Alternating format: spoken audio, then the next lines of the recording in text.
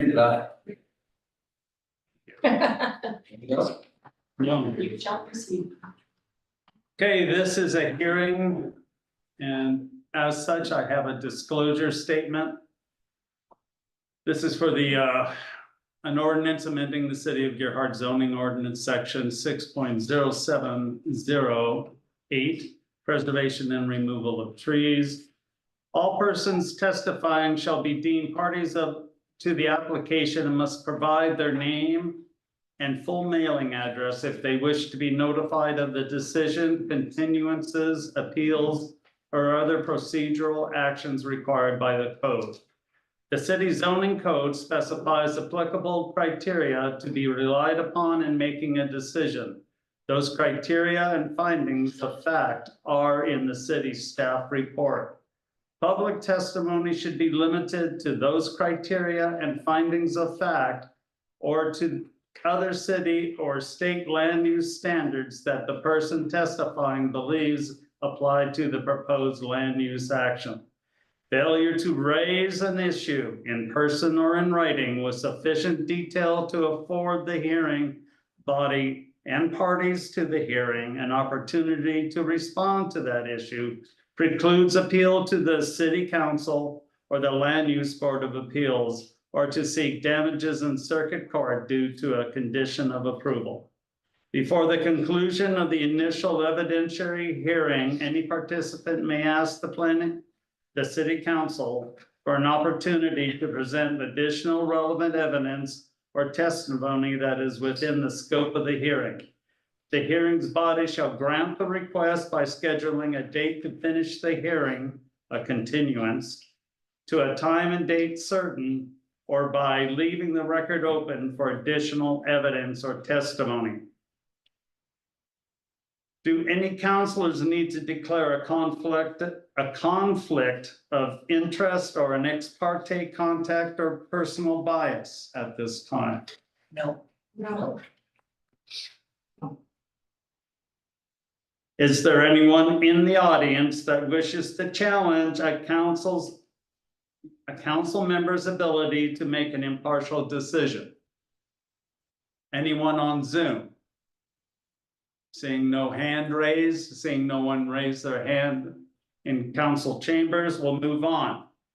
Chat, will you read the staff report, please?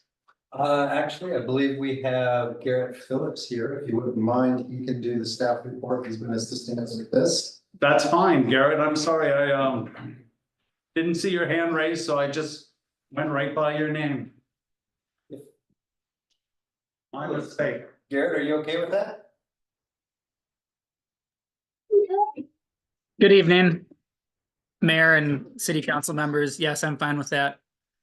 All right, so Ordinance 942 amends City of Gerhart's zoning ordinance section on what is required to remove trees within the City of Gerhart. So the proposed ordinance is what was recommended by Planning Commission following several meetings, public meetings in 2023, a city council meeting in January of 2024 that produced some feedback to the Planning Commission, and the Planning Commission's reconsideration of the amendments in a March 2024 public meeting, where they took some of City Council's feedback and directed staff to come back to you with this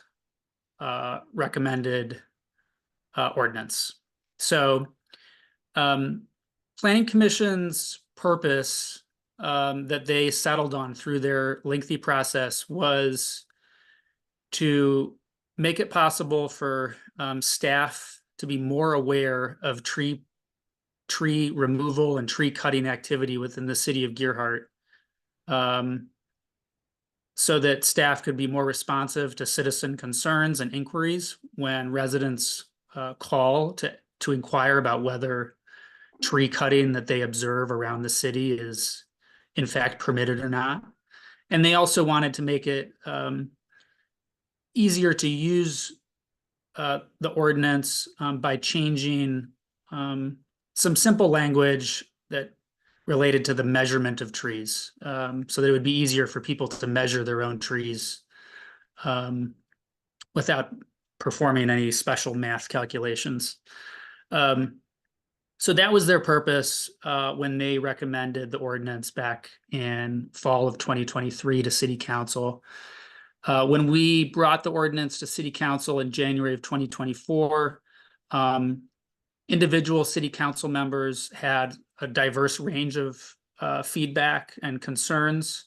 We documented those and brought them back to the Planning Commission. And the Planning Commission chose to take up some of those and recommend some changes. And those included changes that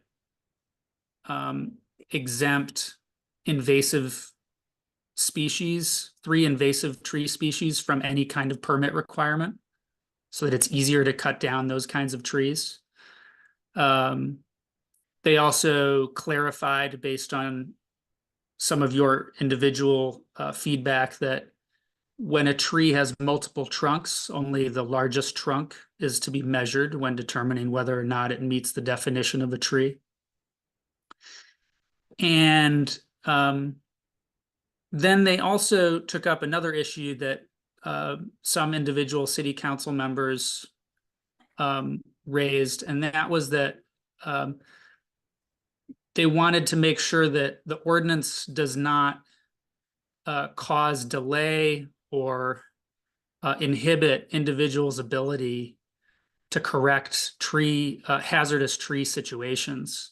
And so basically the change that was made is that although city staff can already determine whether or not a tree is hazardous, the change that was made to the ordinance is that an individual resident in Gearhart can also hire an arborist. And if an arborist says that a tree is hazardous, then they can go ahead and correct that situation without first obtaining a permit. So that's a brief summary of the overall sort of process and this lengthy road that we've gone down that leads us to today. I'm going to go through the ordinance briefly and touch on some of these changes. So first, there are changes in Section B, definition. Again, I just highlighted those. Instead of where previously people had to measure trees in diameter, now they can measure their trees in terms of circumference. The definition of tree also does not include these 3 invasive species, and only the primary or largest trunk is to be measured. The definition comes into play in terms of which trees, require permits for being removed. So that's why this is important. We'll get to the next step in a moment. Section C includes a change in that Section C1 is language that was already in the ordinance, but we moved it up from the end of the ordinance to make sure that it was clear that these situations where there's new construction occurring, that trees that need to be removed within like a proposed building footprint, for example, those are exempt from the ordinance. And that was already an exemption that was in this ordinance. We just moved it from page 2 to page 1. That was part of the Planning Commission's deliberations in 2023. All right, moving on to Section D. I would say these are sort of like the primary changes that came out of all of the Planning Commission's work. And this is what speaks to providing staff with more awareness of tree cutting activity that's happening around town. So where previously removal of more than 5 trees in a 12-month period required a permit from the Planning Commission.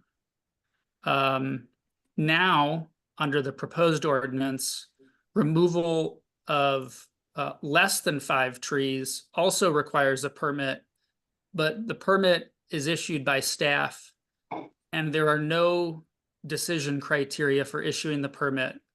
The proposed ordinance states that staff are to issue the permit after receiving an application. So that is to say that the purpose of this is so that staff are aware that someone is going to be cutting down up to 5 trees, aware of the location, are able to count the number of trees on a rolling basis in a 12-month period if someone applies twice.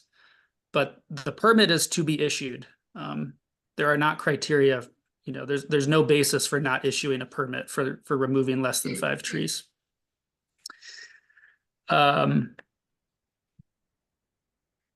And when it comes to removing more than 5 trees in a 12-month period, the proposed ordinance remains the same. It's a planning commission decision. The criteria that the planning commission uses to decide on the permit do not change in the proposed ordinance. Moving on to section F.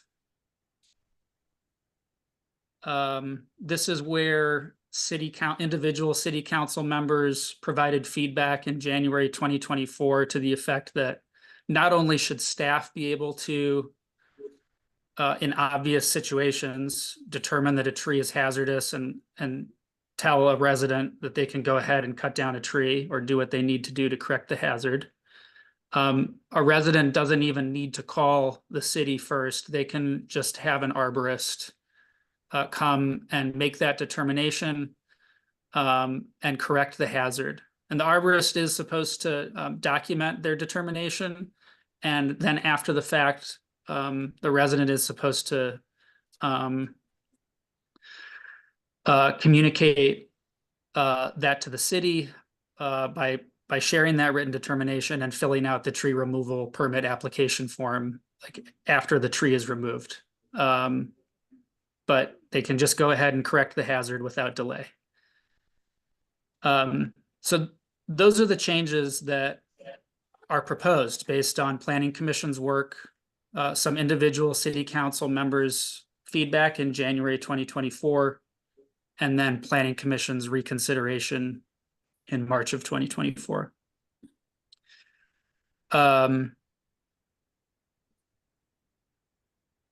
Staff received feedback, public comments in preparation for the June city council meeting. I believe there were 3 public comments that I could say without, they all were individual from individuals, but a common theme among them was that they felt that the existing ordinance is adequate, that additional regulations are not needed, and that it shouldn't be adopted. At the same time, I'm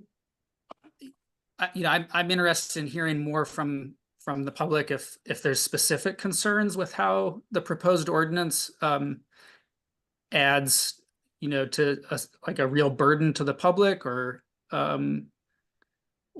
is an overreach in terms of regulation, because in several ways the ordinance actually removes regulation or makes it easier to cut down trees. For example, in the case of those invasive species or where there's a multi-trunk tree, it provides that now an arborist can determine that a tree is a hazard instead of city staff having to concur. But yes, when you want to remove 1 to 5 trees instead of 6 or more in a year, you do need to at least fill out this application form before getting your permit. We also had some proposed amendments submitted by a council member, and those I I think are going to be up for discussion this evening, and we're available to make any additional changes that you want in response to public comments, or anything that, you know, you as individuals have to say tonight. So I think I'm gonna leave it at that for now. Thank you. Thank you, Garrett. So what do we have for an applicant's report if Garrett is the staff report? Do we have an applicant's report? No. Okay, That would then- be just part of the staff report. All right, so we'll move on to proponents. And I've got 8 names here. I know, Tom, you want to talk about parks? Yeah. So that'll be during the city council. Right. Someone else, Audrey, you want to talk about fireworks, so that'll be at city council. Tree ordinance is Deanna Mansell. State your full name and address, Okay. please. I'm Deanna Mansell, 2945 Highway 101 North. I wanted to talk about basically the invasive species aspect of the proposed ordinance. The species that they had named are not a complete list. In 2004, our Neocotsu Watershed Commission did restoration work on Neocotsu Creek on Woodland Avenue at Nora Taylor's house, and she had a Siberian elm. When we did it back then, we thought it was a Chinese elm, but it was a Chinese, it was Siberian elm, and that tree was planted by the Civilian Conservation Corps back in the 1930s. And it was for restoration and erosion on the creek. And so she had one of these trees in her backyard, and it was sending runners that were going up underneath the foundation of her house. And then a bunch of runners along the creek. So our first project in 2004 was to cut the mother tree down and then paint the tree and try to paint the runners along the creek. And because we did not continuously try to control the Siberian elm, the elm is all over the place. You know, I mean, Nora showed me in her front yard, the elm tree suckers were coming up in her drain field. And so I was saying, well, you know, maybe if we got a watershed commission involved in trying to address the elm trees in Gerhardt, you know, that would be a solution, but we need to add the elm tree on that list. And the other tree that I mentioned was the weeping willow tree that was planted in my neighbor's yard. And that tree is many times worse than a Siberian elm. So we need to kind of, when we're working on an ordinance, kind of identify what's going to create a problem in people's yards. So I just thought those 2 trees at least need to be added to the ordinance. And if Gerhardt wants to maybe work with the watershed council or do whatever it takes to get that problem under control, I think that would be an important first step. So thank you. Thank you, Deanna. Next up will be Angela Sidlow. I'm sorry if I You did it right, you did it right. Oh, There's just no W at the end. My name's Angela Sidlow and I live at 516 Summit Avenue here in Gerhart. And I just wanted to read a letter that was submitted by Robert Carson, who lives at 226 Ridge Drive in Gerhart tonight. But before I read that, I wanted to just ask the question, if in all of this planning for the tree consideration, is the riparian zone being considered within this, or is that separate? Because I think we have a very big responsibility to have specific regulations regarding the riparian zone, because I know there's been some time since I've lived here in the 8 years that the riparian zone was not measured before a tree was cut down. And so I think that's a big concern, because that speaks to a bigger subject about our watershed area and being good stewards for the beautiful older trees that we still have here. So with that said, I'm going to read Robert Carson's letter. He says, my wife Claire was raised in Clatsop County. We've been coming to Gerhart for more than half a century. With its waters, wetlands, streams, and the ocean, dunes, and wildlife, especially birds, Gerhart is a special town. Trees provide carbon sequestration to help combat Earth's greatest problem, habitat, beauty, and shade.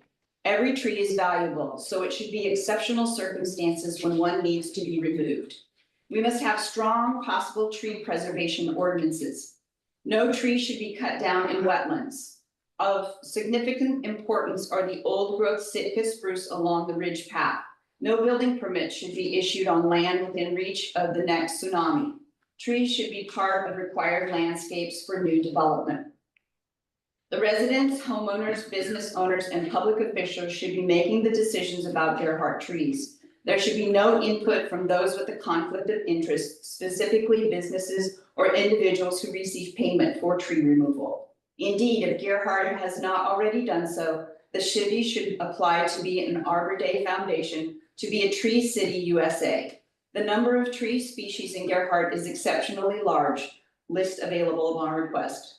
Thanks to planting by homeowners. Our native trees like lodgepole, shore pine, western hemlock, Douglas fir, Sitka spruce, red alder, a nitrogen fixer, and big leaf maple are magnificent. I ardently support a strong ordinance regarding the preservation of removal of trees and encouragement to plant more trees. Thank you, respectfully, Bob, August 3rd, 2024. thank you. Okay, now. Ivers, are you going to talk about the tree ordinance? Or are you talking about? Well, I don't know if it will fit your agenda, but I wanted to talk about, or ask questions from the council here. What's the city take or responsibility of a tree that damages or destroys my house on city property? Would you please state your name and address and Okay, Ewar's Lasdens, 701 5th Street. That's it would be the southeast corner of the Ridge Path and 5th Street. okay, And I have numerous times, the city's aware of my concern for many years. Especially the smiling back now. And the tree is really taken a liking for my house. And it seems like every year it's liking it more and more. And sometimes in the winter time, when I come to Gerhart, I worry about it if you know, should I sleep upstairs or downstairs, kind of a thing. Ivers, I think you're a neutral comment. And right now we're with proponents, which are people for the tree ordinance. Mm-hmm. So I'm gonna move you 2 steps to the neutral comment, and we'll address that at that time, okay? Okay. That way we can. I'm wondering if this is, you know, fits your agenda right now, you know. Well, it's about trees. I don't know that we can answer your question as far as I'd have to ask Chad and I'd have to ask Peter, but Yeah, well, right now, let me move over to, okay, please do, Mayor, I'm sorry.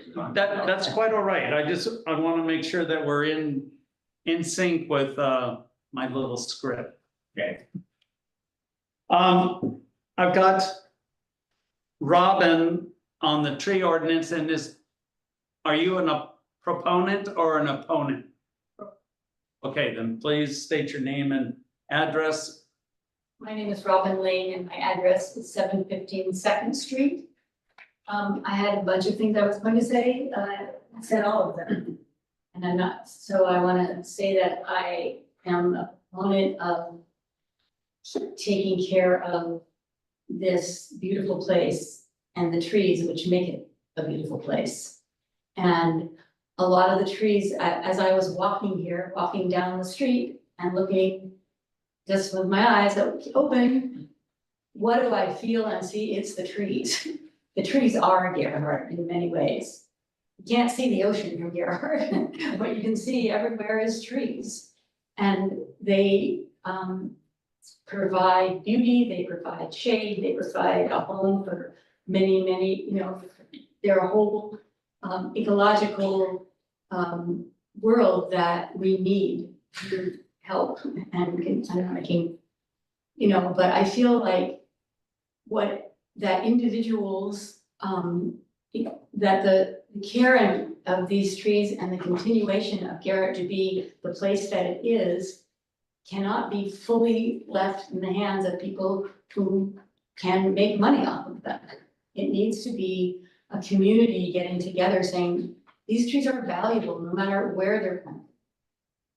Whether they're on someone's property or not, and they're gonna fall on someone's house, they need to be taken care of. I feel like, so however much closer this ordinance takes that, the possibility that people can know what people are doing to the trees before they do them, before they're removed, because they're hundreds and hundreds of years old and they cannot be replaced.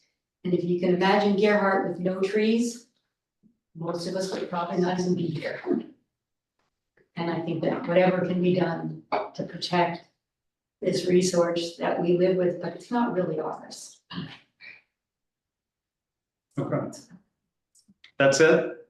Thank you, Robin. So I'm for it. Yes, And I'm okay, for more. okay.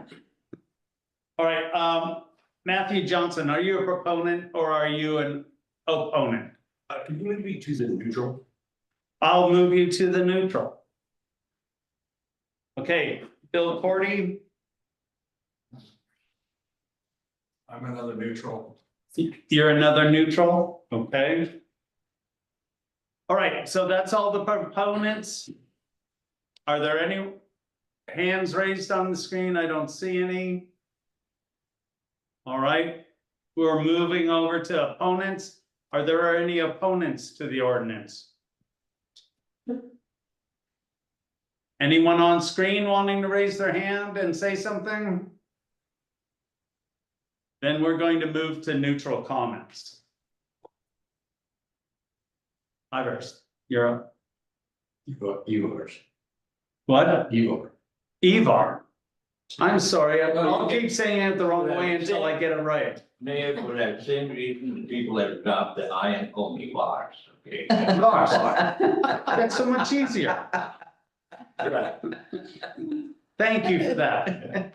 Well, I don't know if this is on the program or not, but my problem started when a neighbor to the west or on the other side of the ridge path built his cathedral there and did some land moving and this is what I think under Mr. McNulty's leadership here, the city manager. And I complained at the time that the tree that was being left was not good because it was a wooded area and the winds from the west, were protecting this thing. And of course, everything got cleared except the tree that's on the city property on the ridge path. I think a 30-foot right away, 30 feet right away. And, you know, it'd be excavated and the tree would start leaning, and now I think Chad's seen it, you know, my concern and, you know, Mr. McNulty fixed it, you know, take it out and the person that was building the house at that time, he doesn't own it anymore, somebody else has bought it. And, he exited, you know, and the person building the house said, no problem, I'll put it in with the rest of the stuff and we'll just take it out. Well, we had a next door neighbor was, you know, I'm not gonna call him a tree lover. I said, I like trees as much as anybody else. And of course, the next time I came over, next weekend came over, the X was gone. I said, what happened? Well, next door neighbor, person complained about it that shouldn't be taken out. Well, I've been an architect now for 62 years and I've seen some damages, tree damages and where buildings have been damaged, destroyed, you know, all over the Northwest. And you can't predict these things. Is it going to happen or not going to happen? Are we going to have a tsunami? Are we going to have an earthquake? Are we going to have a worst windstorm that we've ever had? Who can predict that? All we can do is just anticipate. And I don't like it. I don't like that tree there. Okay, so I don't know what I can do about it. I don't want to do anything about it. It's on the city property. And, you know, I've written letters to the city. Chad has had arborists out there. And of course, one guy said, no problem. Another guy said something else. So, you know, figure it. But I am worried and I'm tired of it. Okay, Take a look at it, Mayor. I will take a look at it tomorrow and I'll talk with Chad, okay? Okay. And we'll get something in writing to you, what we're gonna do. Well, we've done that before and, I will make sure it gets done. okay, thank you, Mayor. You're welcome. Matthew Johnson. Your name and your address. I'm Johnson, 338 Summit Avenue here in Gary. I just want to say two things. One is, after going through all this paperwork, it was very evident to me that there's a lot of heart and soul, a lot of time put into this. And I just want to say, as part of the city, thank you for doing that. That's awesome. The question I have is on the application, there's a reference to mitigation. And my question is this assumed that with any tree removal, there is an automatic need for mitigation? Or is if someone's going to provide mitigation, what would that look like? I do not know where that application is that you've got. Chad, where is that? This might be in reference to a major tree ordinance, which would be taken up by the planning commission. And that is on page 2. Let me just see, 2 of ordinance 942. So it's in this case, and it's under section E.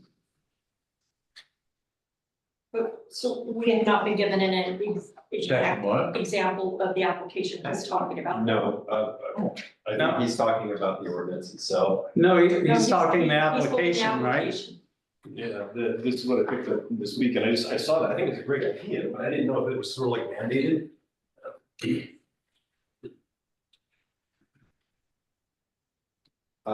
Yeah, this is a draft application, having to do with the ordinance that we have here. Not sure, you came in and got this from? Yeah. Well, we don't have This it is from the January 3rd, 2024 meeting. We had a draft application on here. And what it's referring to, just make sure. I believe is a section in the ordinance that you do have, and we are not thinking. Under section E, the granting of a major tree removal permit shall be based on findings that following criteria are met. Let's see. Matt, I'm gonna have to get back to you on that because I don't have, May I? may I? Yes, you may.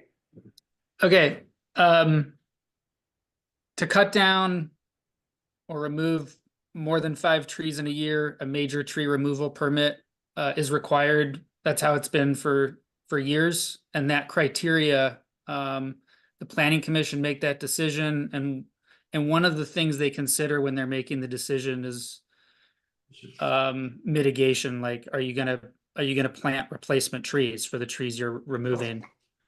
And so, yes, staff, when we were drafting sort of an initial draft application form, included a prompt that would help applicants respond to that criteria so that the planning commission could make an informed decision. The feedback or this comment raises to me the idea that when we continue working on the draft application form, we need to be clear about what information we're asking from people when they're applying to remove more than 5 trees versus what information we're asking for when they just want a simple minor tree removal permit, because you wouldn't have to respond to that question to get a minor tree removal permit. You could do no mitigation, and staff will just issue you the permit once you fill out the form. And for those of you looking for that, that's ordinance 942, section D, lines 3 and 4. So am I allowed to ask a clarifying question right now? Or should I wait for you? Wait, You please. can do it now.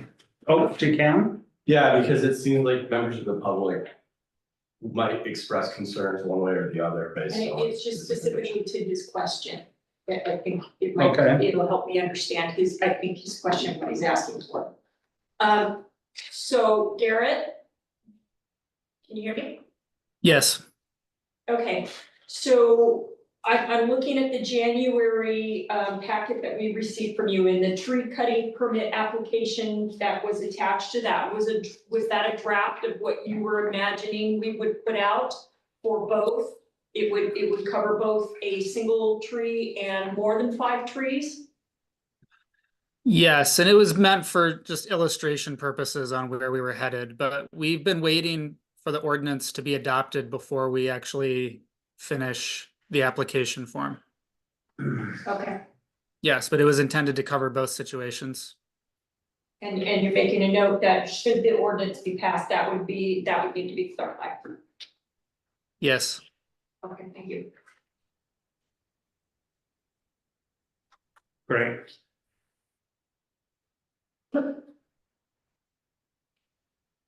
All right, did that answer your question, Matthew? Yeah, it's a major, not a minor. I get, yeah. Okay. Bill Corty, name and address, please. Bill Cordy, my address locally here is 815 South Ocean Avenue. And my other address is 3963 Southeast Lake Road in Milwaukee, Oregon. I wanted to know if you could go through the process if someone has minor tree removals on their property. Because it seems like it's different now. They just have to fill out an application, and the city administrator is not going to come out and take a look at the trees. How are you going to know whether or not someone's not being honest as far as the dimensions and the size of the tree? How is that going to work? Are you going to take their word for it? Because there are a lot of people, some people may not be upfront about, small trees are going to cut down versus larger trees that need to be stopped. What are you going to do on that? How do you? The intention is to go out, once we receive the permit, to go out and verify the tree sizing. Okay, and are you going to be the only one? Because I know Sharon Kloffner and this winter said that you probably should have more help. You should have a committee to help you, get around town. Is that going to happen? We've got some planning staff, Angelina would assist me with that, but her and I would be the primaries. Okay, and then the other thing I had, if I have a few trees that I want to take down on my property, can I do it, or do I have to get a certified arborist? My understanding of the ordinance is that you would be able to do it. Okay, because, we cut down trees in the dunes and we have to get a certified arborist and they're much more expensive. than if I do it myself, or if I get, you know, like I found a husband-wife team up in Ocean Park, and they've cut some trees down for me on my property, and it's been a lot less expensive. So I'm glad that I can cut it down or get a cheaper, Not necessarily on the dunes, Mr. Corey. yeah, I know, You would still need to go through a different process on the dunes because that's a different ordinance. right, But on your own property, right. if the trees were undersized, then you wouldn't even need a permit. You could cut those down. I would not be verifying those. I would only verify that in which you actually filled out a permit for to remove larger trees. So this wouldn't prevent you from cutting down something that's smaller, say a 6-inch. Or a smaller circumference trim, So I don't even need to fill out a form, not according to this ordinance, no. Excuse me, what's your address? 815 South Ocean Avenue, So you're south of D Street. yeah, we're at the very end of South Ocean Avenue. Okay, you realize that from your property line there, out 60 feet? Okay, from your property line west until you get to basically the Gilhart boundary, that's That's city property. Right, yeah, well, I've known that for forever, Okay, yeah. Yeah, but what I'm talking about is the trees that are behind our house. And they're not part of the dunes, it's private property. As far as where this new ordinance applies, so they're on your 100-foot setback. Yeah. Okay, That it? yeah. Okay, thank you. thank you. All right, so that's it with the neutral comments. The applicant's rebuttal is non-existent. Mr. Mayor, Yes, ma'am. Commissioner Don Frank has his hand up. Don Frank has got his hand up. Are you neutral, Don? I'm a neutral, Mayor. Okay, then please state your name and address for the record. My name is Don Frank. I live at 988 Summit Avenue in Gilhart, Oregon. What I would just like to say is I'm a member of the Planning Commission, and I would like to back up a couple things. One, that what Garrett Phillips has said about the Planning Commission's efforts over the last year and a half to address this concern as far as looking into the tree issue. And the Planning Commission did meet 8 different times to look at this. And what you're seeing is the results of that. It is true that their changes are specifically about allowing the city to document the tree cutting process in town and how they can respond to requests and complaints and just create a database of what exactly is happening. We also did change the circumference from the diameter for ease in that way. Other than that, nothing else has really changed. The 5 trees or less is the same as it was before. But I'd also like to just clarify a couple of questions. Like my neighbor, Angela Sidlow, specifically asked the council if it applies to the riparian area. The answer is no. The riparian area is a special zone like the dunes of the gentleman that just before me said. So it does not apply to the riparian area. It only applies to your property that is outside of that area. I'm probably the first person in this town that did apply for a major permit through the city because we had hazardous trees, which were actually on city property, but affected our property. Part of that entanglement was just the process of trying to figure out how do we manage this kind of thing. And through the Planning Commission process, through working with the staff, Chad and Angelina, we came up with a solution. Part of that solution to remove 5 trees was to replant some other trees, which we have 1 year to do so. So sometimes in Gilhart, which is a semi-rural community, we do want to maintain that. Sometimes some trees may and will come down. Sometimes some trees will be replanted. So the tree ordinance, as it's written right now, doesn't change the character of Gerhardt. The city would just like to know what's happening. So, and Ms. Mansell, I agree with you, like coming up with a list of invasive species is harder. There's probably a lot more than that, to be honest, too. So I'm not so sure that limiting those three is actually the answer, but I just wanted to put my 2 cents in there and let you know, as a planning commissioner, to clarify some answers. And in our individual case, the process worked. And I'm happy to report that we're moving forward with that. So that's all I have to say about that. Thank you. Thank you, Don. All right. Is there any other hands up? Christie? No. Thank you. All right. Everyone's had their say. No one's waiting. Hearing's closed.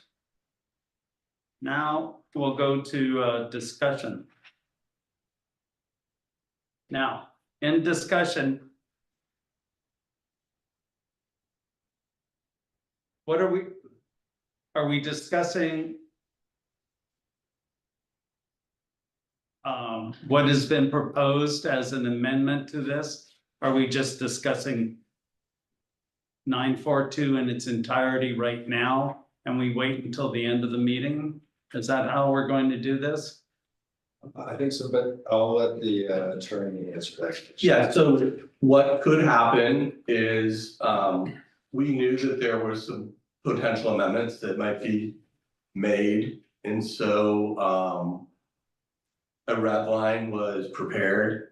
If someone wants to make a motion that, this ordinance be amended to be consistent with the red lines, then at that point, that would be the discussion. If there's, if people want to discuss the ordinance that was proposed by the planning commission, that would be, that would normally be what would happen. And I would like to ask for a point of clarification from the council. Because people use the term city trees. And I'd like to point something out that is different in Gerhardt than in every other jurisdiction I've represented, which is in every other jurisdiction that I have represented, trees that were in the public right of way but adjacent to the homes, the homeowner has been responsible for those trees, even if they were in unimproved right of way. It was Mayor Whitup that believed that the trees that are in the unimproved right of way were the responsibility of the city.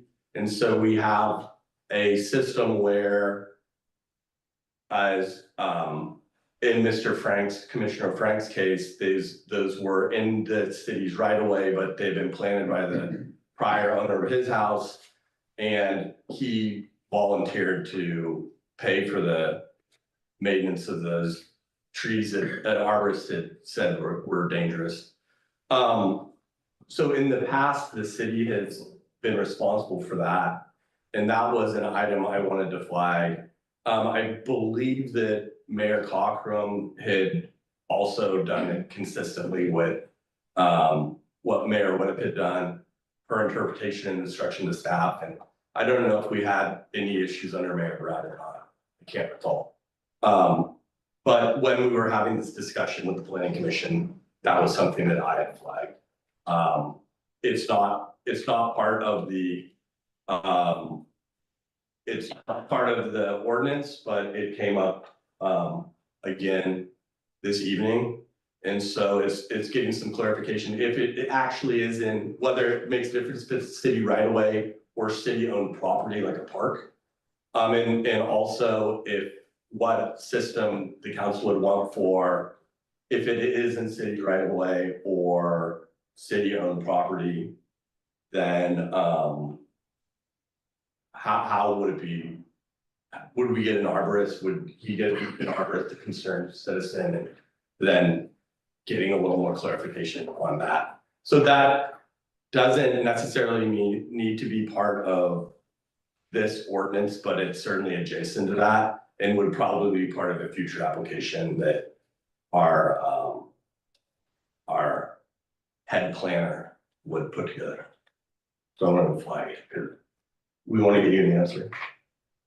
Well, yeah, except that, this tree happens to be on the adjacent property, almost adjacent on the other side of the ridge path, instead of my side, so I don't see where the responsibility is mine. So is I mean, it that the would make city's, sense, is it the Peter. city's property or is it's the city's property and not the adjacent property owner's property? I believe it's on the bridge path. Oh, okay, so it is our property. Okay. So my concern is, that, if we have another 07 storm or something like that, it blows over and lands on Evar's roof, destroys his home or something like that. I mean, there's one down on Woodland right here. The west side of Woodland, it's a dead spruce tree. It's gonna fall over on Carol Wright's place. I mean, whose responsibility is it, and who's gonna be the one that's gonna take the financial hit for it?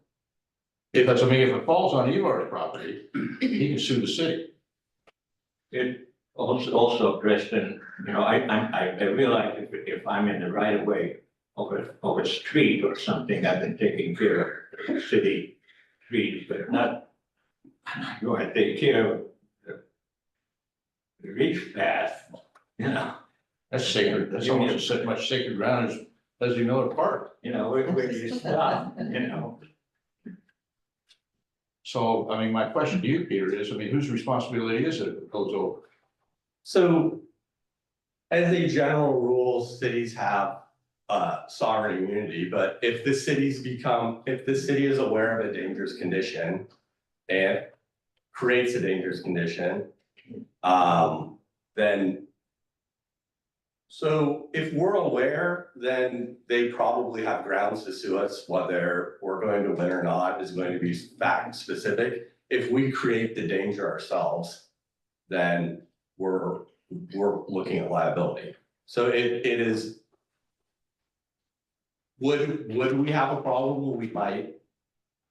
It's a fact specific inquiry. So if we had an arborist that came out and said the tree was fine, we should be able to reasonably rely upon that. If we had an arborist came out and said the tree was not fine, and then we fail to act, he has a stronger case. Also, at one point, the city agreed that the tree should come down, and all of a sudden a neighbor comes to the city manager and says, oh, no, I love my tree, and next thing you come out, the X is gone, Well, I never worked with city manager McAnally, but my understanding is he didn't tend to document things in writing, so there's probably not a file there. Probably plenty of people that heard him. Here's what happens. I mean, you see it all the time on the highway right of ways, right? The state of Oregon wants the illusion of Oregon's green and, we're timber friendly and everything like that. But on the other side of their right of way is private timber company. So the private timber company cuts their trees down, right? They've taken all the wolf trees. Basically, have the roots that are supporting the system, right? And all of a sudden, we have a storm and all the trees blow over on the highway. Okay, now this is, the guy cleared the lot on the other side of the ridge path, took all the wolf trees out, trees that were protecting this one. And now this one here is standing alone, and it doesn't have the root system in order to be able to support itself if there happens to be a major storm. That's just a fact of physics. Also, 15 years ago, that tree was like 12 inches in diameter, and now it's 3 feet in diameter, it's a major tree standing by itself, leaning right at me, Okay. Let's move on to what we're doing with this ordinance, and Bars, we will get to it. Yeah, let's look at it, you know. I will. So the idea is there a motion?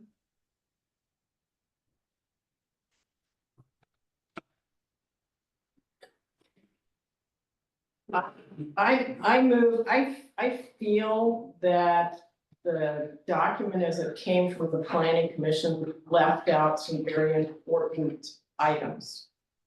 So that's why I went through line by line and put in some things that I thought were important for the document. That would include, for instance, the heritage tree definition.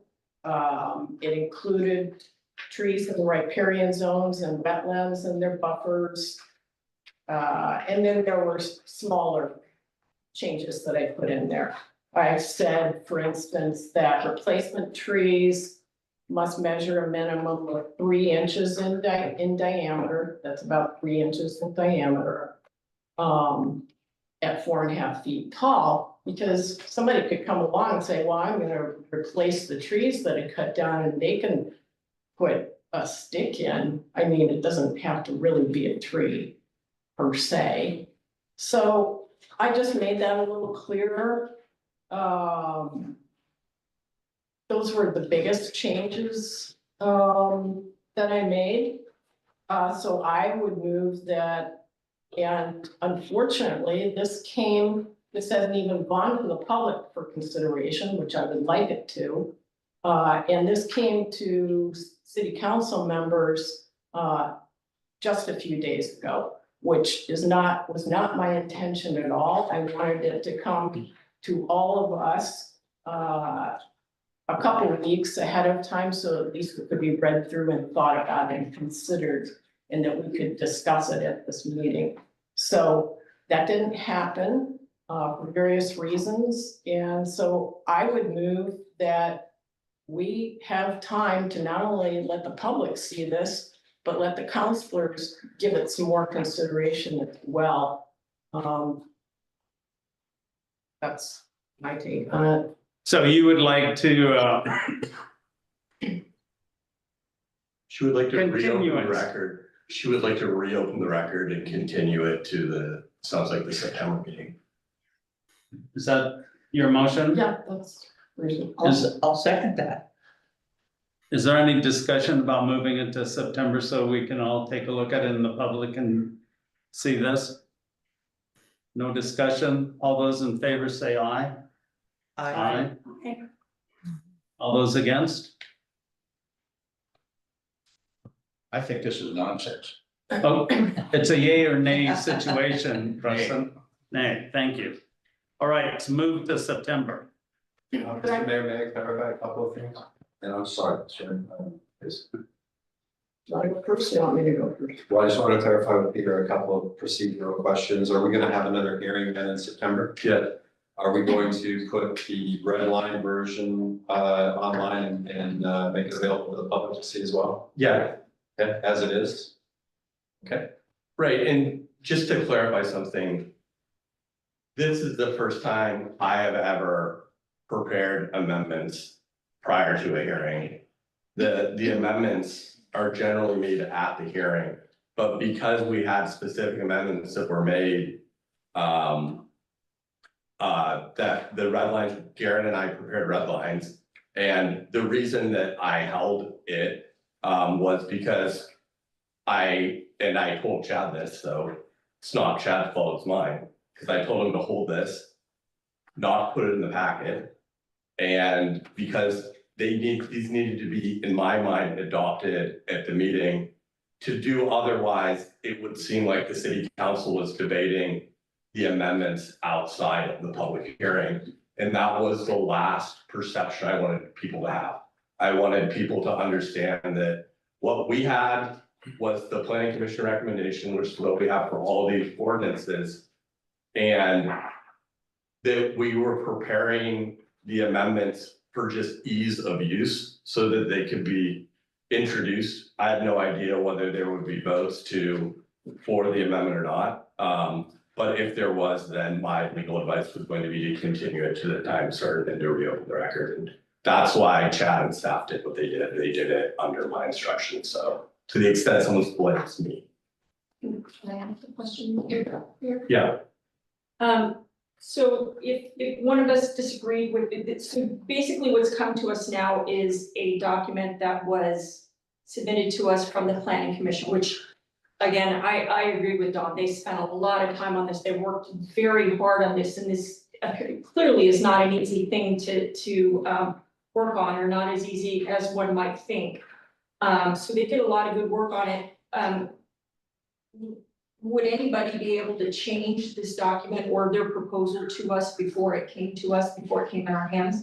Would that have been appropriate? I mean, somebody could have brought it as their public testimony and said, I prepared amendments to your, or Ms. Mansell could bring us and say, hey, there are these 4 other trees that are very destructive and, I mean, yeah. I've been on the council. Like, if I had said, well, I disagree with this and I want you to insert this, when would be the appropriate time for me to do that? Would it be here in the city council meeting, or would it be going to staff ahead of time? And saying, I want you to change what the planning commission did? If someone wanted to submit it to staff and just say, hey, this is what I think, then sure, they give us a heads up so that we're not wordsmithing in the meeting. But I wouldn't want any counselors discussing the concepts, because again, this conversation needs to happen in a public hearing in front of the public. Because this is obviously an issue of importance to a lot of people. Okay, Wait, is that all, Chad? That's all I had, yes. Okay, may I just say one more thing? Is that okay, or? yes. I mean, I can wait till September, but I'd rather say it now. No, you can go ahead and say it. Okay, so what I wanted to say is, you know, I've only been on city council for a year, so I'm really new to this process, and I'm sure I'm, you know, gonna make mistakes, and I keep calling the Oregon Ethics Board to make sure I'm not making mistakes, and anyway, I'm learning. But one thing I do know, and that is that our mandate as city councilors is to carry out the comprehensive plan. From what I understand from citizens who I've talked to, the comprehensive plan is very, very important to a lot of citizens in Gerhart. One of the tenets of the comprehensive plan is to conserve, preserve, and protect open space, scenic areas, historic and natural resources in and around the Gerhart community for future generations. My feeling and what I've seen over the past 7 years since I've been noticing and documenting, I've noticed more than 200 larger trees cut down in Gerhart. Over 200 larger trees cut down in Gerhart, including a few in the riparian zone. So my feeling about this is that we are not in. The city has not been Can I interrupt you for just a minute? I'm gonna make a motion that we reopen this. Can we reopen this, because this is going. I'm done. What I'm she's almost saying done. is leading to, well, yeah, but I have some things that I would like to say. I mean, my strong preference would be that we do this with community input in September. Okay, That would be my- And I just want to point out that with our comprehensive plan and with our land use goals, we're constantly balancing the state's requirements. And our goals around growth with our goals around preservation. And I know that that's also of community concern. So I'm sure we'll have some public comments on those topics. all right, so we are going to grant continuance under ORS 197.7636 until September city council, prior to the September city council meeting at 6 o'clock. Hearing is closed, and now we're going to move right into the city council meeting. As soon as I change all my papers. Okay, is there any conflict of interest? We are already.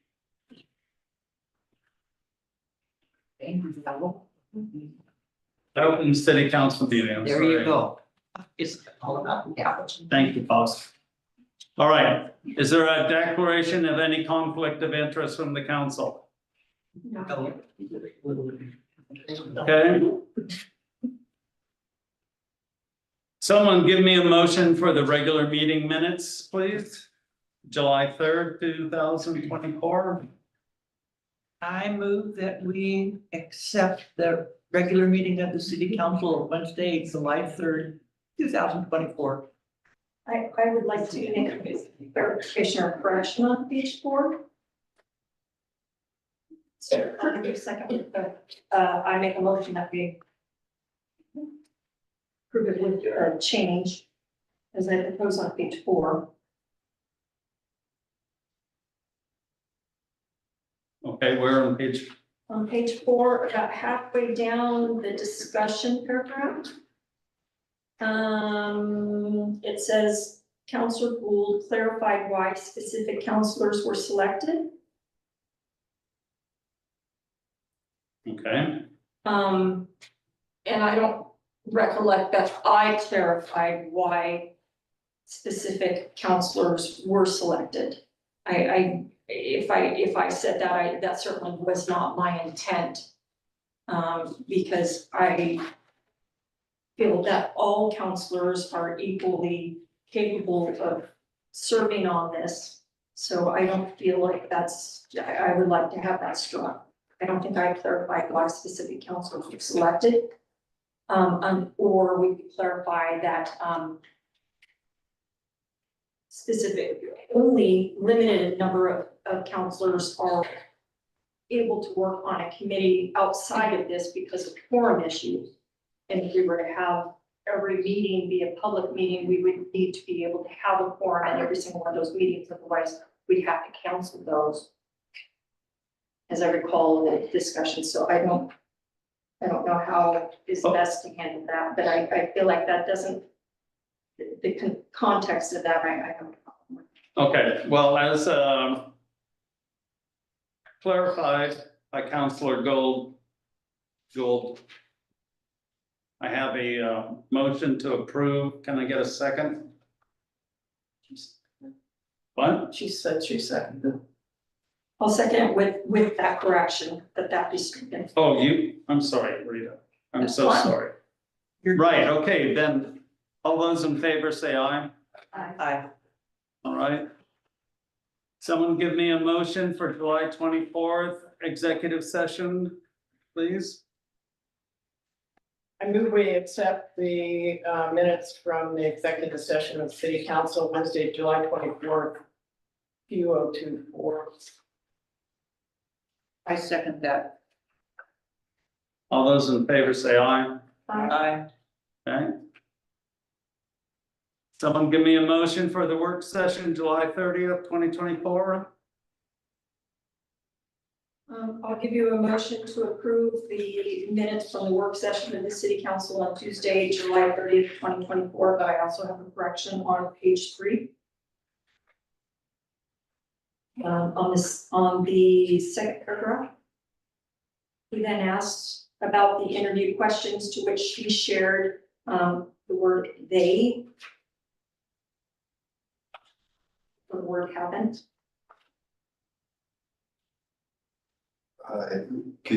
Where was that again?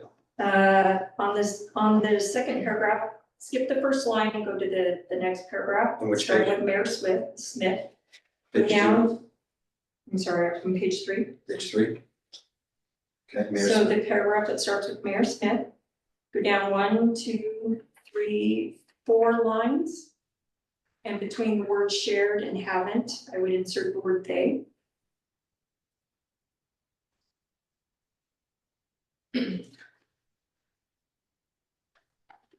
Okay, thank you. I have a question about this, about these minutes or for the work session. We've seen the contract between the Quash Group and City of Gerhart. Do we have a copy of that? Yes, and I believe that that was approved for an issue by the city council. So we have seen that contract. I didn't have time to go look for it. Yeah. So my question is, does it specifically say in the contract that Quash is to report to you? Is that the wording? I'm not sure exactly. Yeah, I'm not either, so I'm wondering about that sentence or phrase in here. Well, it was said in the meeting.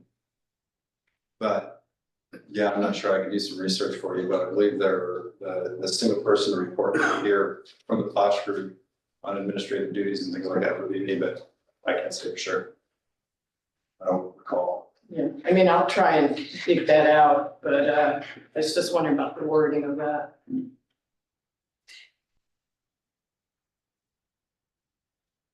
Okay, did we get a second? Did we get a motion? With amendment. Made a motion to amend with that correction on page 3. Sharon, did you have any amendments you wanted to make? No, I'd have to read the contract. Okay. I'll second. You'll second? All those in favor say aye. Aye. Aye. I can do that for sure. Okay. Everyone's got a copy of the planning commission.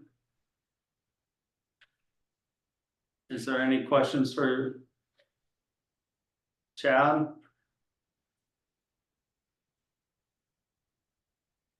Okay, moving on, it's the mayor's report, and I'm gonna tell you that I was gone for almost half the month because I was on safari and had a great time. And I did attend the Javati town hall with Alan Seaver and Mark Yuli. Whaler. Whaler. Thank you. Whaler. His name. Finish. Yeah.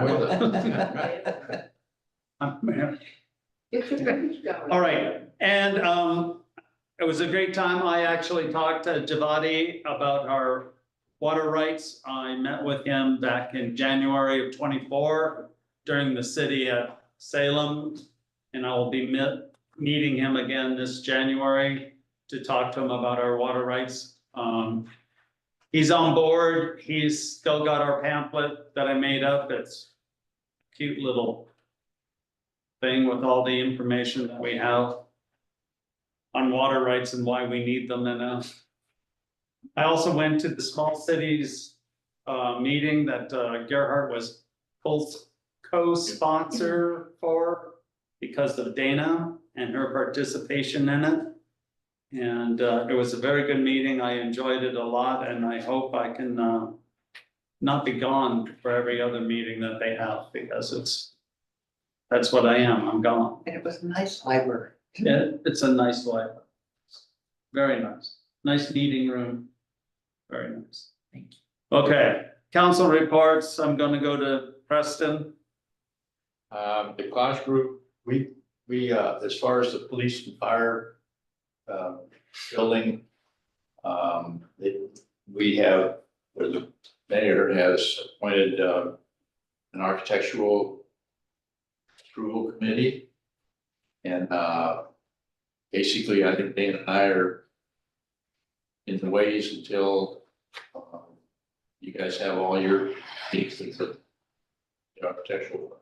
The selection committee, I'm not part of that, and they are, they've already had a meeting, right? Today, right, and they've got their work cut out for them. They got like 150 pages of technical paperwork they have to read in 6 days. Ooh, thank goodness. Ooh. Anyway, go ahead, Preston, I'm Okay, sorry. so I mean, basically, you know, we're trudging forward as, you know, as slowly as it needs to be. And I think the next thing is what the public hearings after the selection committee. Correct, the selection Which is on committee will the go 12th. through its process. We'll continue, we're gonna meet again on the 15th of this month, actually. That day has changed to give us a little bit more time to go through. And I'll update a little bit more on that here in a little bit. And then after that, we'll have a recommendation to the city council. Okay. In, I think it's October. When does the public process meeting We have the first town hall coming up next Monday. Okay. 6 P.M. So we expect to have all you folk to be there. And all your friends. And their friends. Rita, please. You scared the pieces out of me. Okay. Okay, so I did attend the Clatsop Regional Housing Task Force meeting on July 24th. And they talked a lot about the housing needs analysis for planning for the housing for the next 20 years. And although I learned a lot, what's really good about this particular housing task force is that there's representatives from every city, Warrenton, Astoria, Cannon Beach, and the county, and there's commissioners, there's planners. So you learned a lot about all the different communities and what they plan for housing, and it's hard to plan 20 years in the future, but they're taking that on. So that was kind of cool. And then I had a talk with Chad, and we agreed that our bench committee, God love us, is done with our job, and we've done a good job. And now Chad and City Hall are gonna take over and start placing benches within the city limits, not necessarily in the dunes yet, because we don't have all the permits. But I want to thank the bench committee, Councilor Sharon, thank you so much.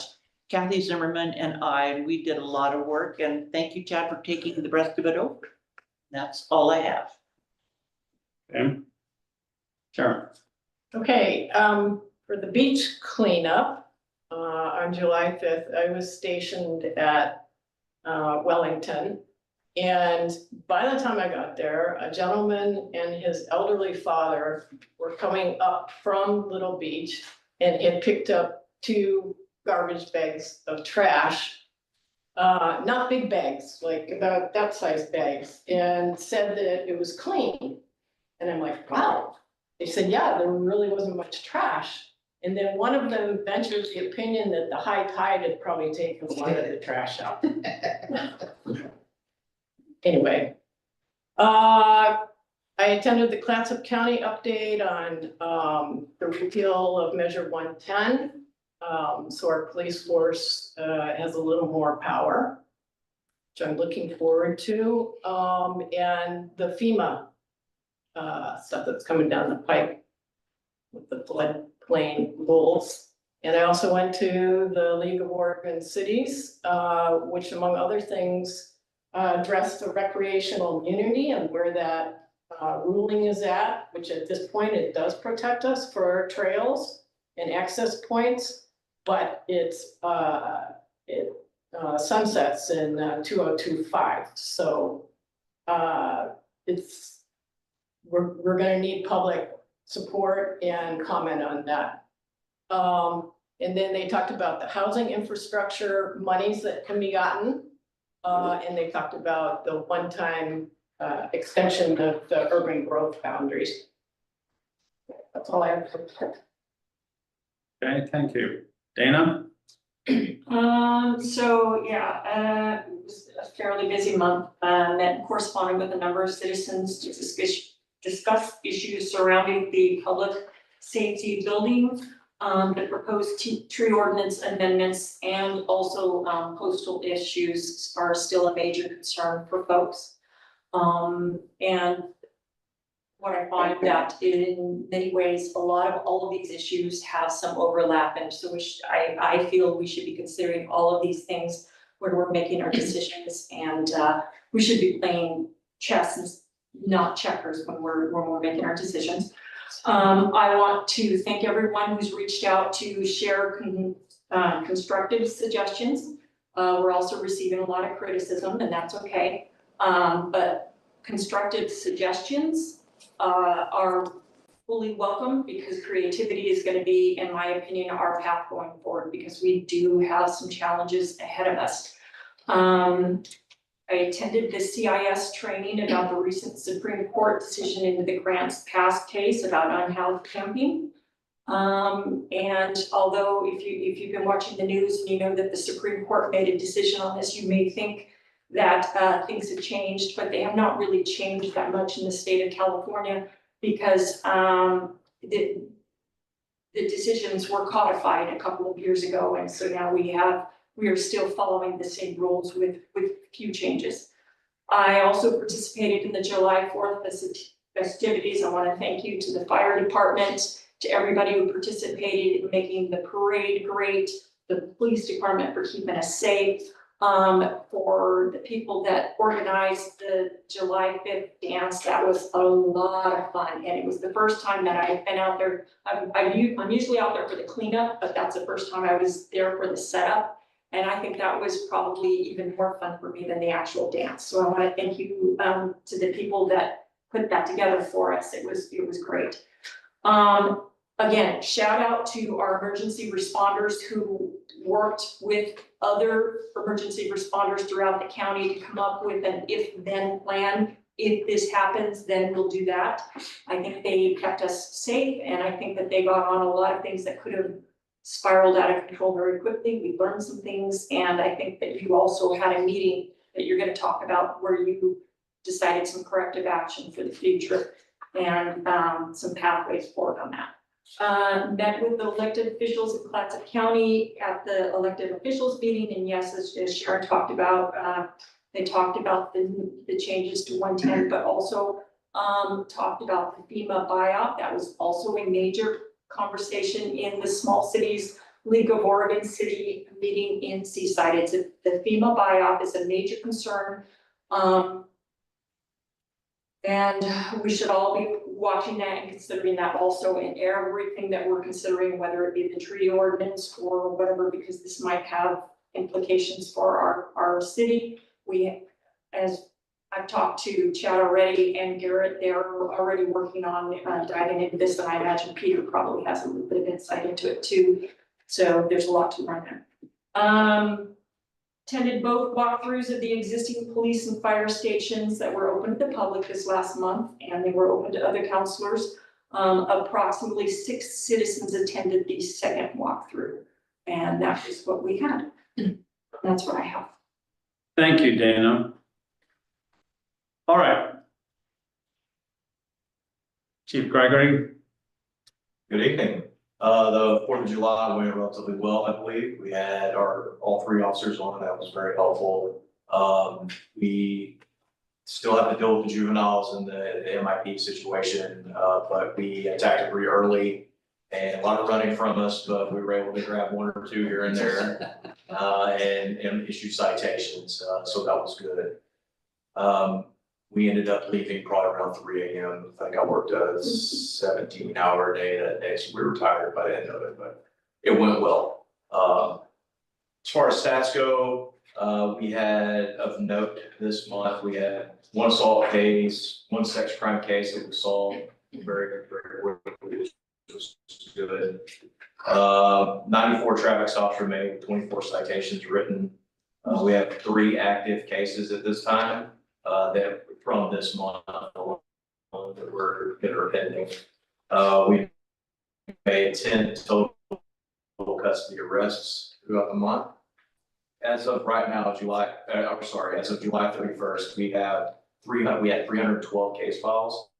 The same stat in 2023 at the same time was 196. So we are well over 100 more case files we've taken this year.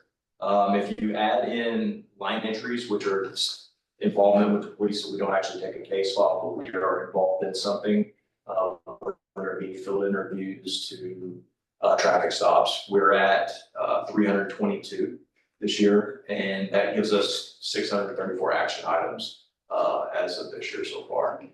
So we're absolutely being more proactive and being busy, and we look forward to any feedback from you guys. Thank you, Chief. Thank you. Anyone got any comments for her? All You know, right, I have a comment. okay. Just seeing you guys out and about is just a wonderful thing. Thank you. That's our goal. Presence. Makes a difference. Okay, we're gonna move over to Chief Como. Thank you, sir. Couple of things I have for you guys this evening. I will first go over the stats from July, from last month. with a total of 93 calls for service. 49 of those was in the city limits and 32 was in the district. We sent out aid 12 times. 6 was to Seaside, structure fires, trash fires, brush fires, and a couple times they needed extra manpower like that. There's 3 structure fires in Astoria. I wanted to note that with those, we don't automatically go to Astoria. Our first step is to go to Warrenton and back to Warrenton. Warrenton moves up. It's like the ripple effect. From there, we did go to Warrenton once for a structure fire for there. I believe that was the one at the mill. There was a big hopper in the mill that caught fire. Hamlet was one aid we sent on Saddle Mountain, and we'll go to Saddle Mountain Rescues. We just sent 2 of our people because it's a faraway call and they need so much manpower to rescue the person like I'm bringing down off the trail. We had 1 mobilization last month with the state, and we received aid once for a wildland fire. How that compares to the previous year, or July 24. July 24, we had 114 total calls. So we had a few less calls this year, a total of July. But we are at the end of July, 20 calls ahead of last year in total with that. And then for July 4th stats, we had 35 track incidents, actually incidents, fire incidents we made logs for, fire calls for, 35 of those. We had 23 firefighters on standby that day. Some of them came and went. 10 of those firefighters pulled a 20-hour shift here until 4 a.m. They got here at 8 a.m. We gave out 1,500 hot dogs.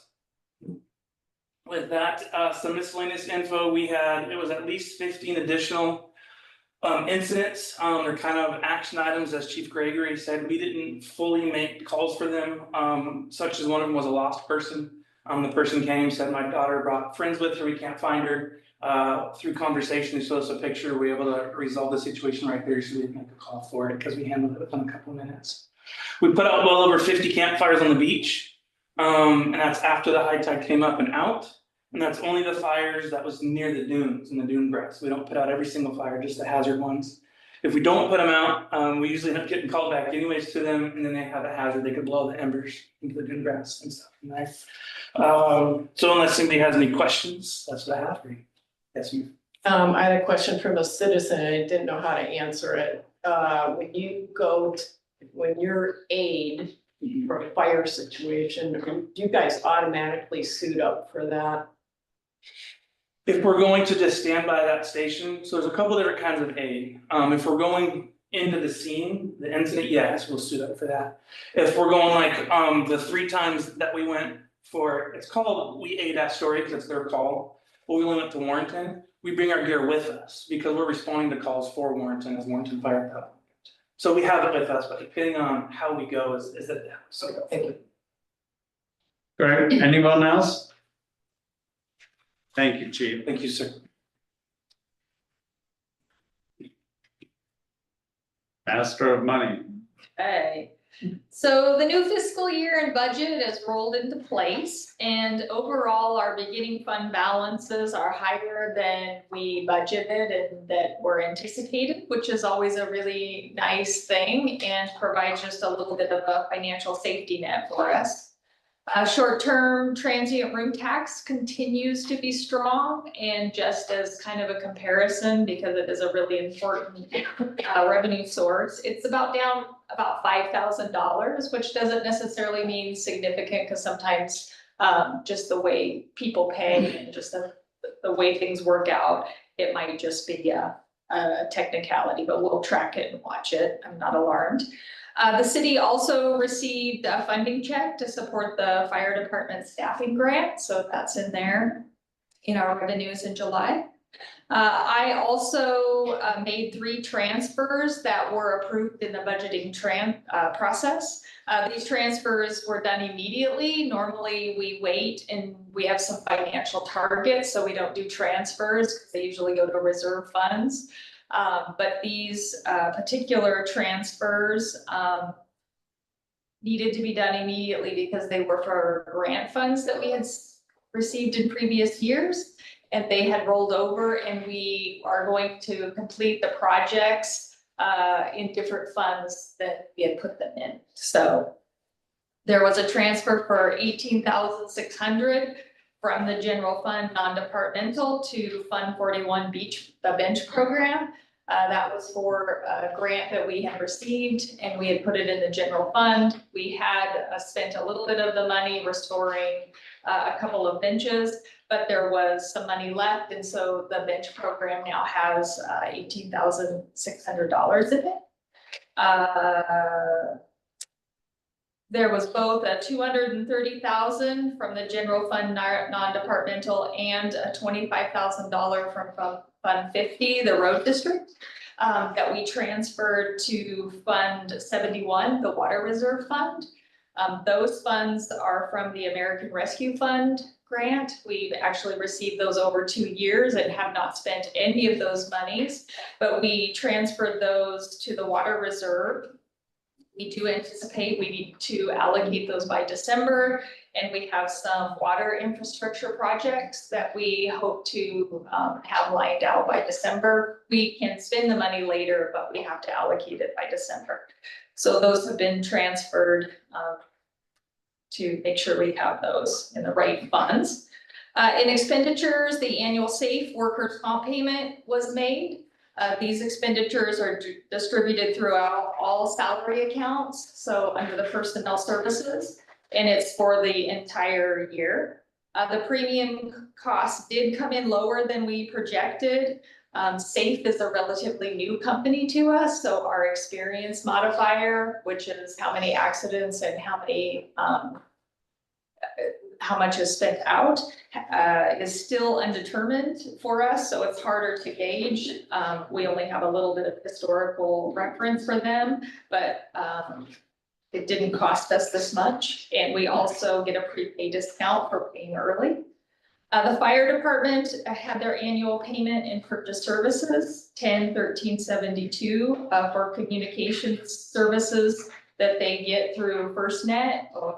Also, they're partners with AT&T. Interest payments were made in the water treatment bonds in Fund 20. So we have to make our one payment in July to offset the interest, and then we have another payment towards the end of the year. There was also a payment in Fund 71 Water Reserve, which was approved by the council in April for groundwater modeling services. So they have submitted an invoice. That's our first payment to them so far. Please note that several expenditure line items have already exceeded their budget. 10/17/39 planning postage was due to the volume of required public notices and code enforcement notifications. We've seen a large increase, and we didn't anticipate those expenditures quite that high, but it shouldn't be a problem. 33,003 part-time help was due to the fire hydrant summer maintenance staff needing some additional time to finish the project. So every summer we hire an individual, an outside part-time individual just to go around and maintain all of our fire hydrants. They paint them and make sure that they're clear for the fire department. And they needed a little bit of additional time than we had budgeted for, so it pushed a little bit over. And we added a new account in court with our new enthusiastic police force out there proactively helping us be safe. It has increased our court, which there's a lot of people who do not show up to court. There's a lot of legal notices that go along with court. So we added a postage line for court so we can just keep track so we know where funds are going. Questions? So you're talking specifically about the mailers that we had to send out for this tree? Yeah, this is the first time I've been here. Normally you only have to send flyers to specific within so many feet. But we sent them to every property owner because. So the question is, if we're going to do this again in September, are we going to have to remail again, or are we going to, because it's just a continuation and everybody here who wanted to participate or is already notified? Right, so if you continue the meeting to a time certain, then you don't have to renotice, so we don't have to publish or mail. And that's why it was so important that we specified that it was our regularly scheduled September meeting that we were. Okay, thank you. I just wanted to clarify that while we still had time to fix it during this meeting, Yeah. rather than spend more money. Right. Any other questions? Thank you. City Attorney, Peter. Well, I was here over the 4th of July weekend too and realized just how many people have my cell phone number because I was getting a lot of calls and I do not have police power. But I then passed along all the tips to Chad so that they could go to the police and I could see our police running up in Palm Beach and I could see kids that look like they're 12 years old to me, but are probably older than that, running over the dunes, away from the police. So, very apparent to me that we need to expand the number of high schools that provide notice to beyond the usual suspects. Because apparently a bunch of kids from Tigard and Tualatin and other suburbs were here as well. So I think we'll do a more comprehensive informational campaign with metro area high schools. The Supreme Court case involving camping, the Grants Pass case has already been mentioned. In addition to the Ninth Circuit rules we were under when our governor was the speaker, she had sponsored a bill that said that cities needed reasonable time, place, and manner restrictions that is still in effect, though that might be revisited next session.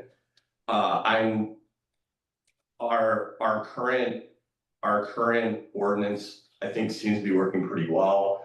If we become aware of additional issues, there are some additional tweaks we can do to that now that we have the Supreme Court ruling.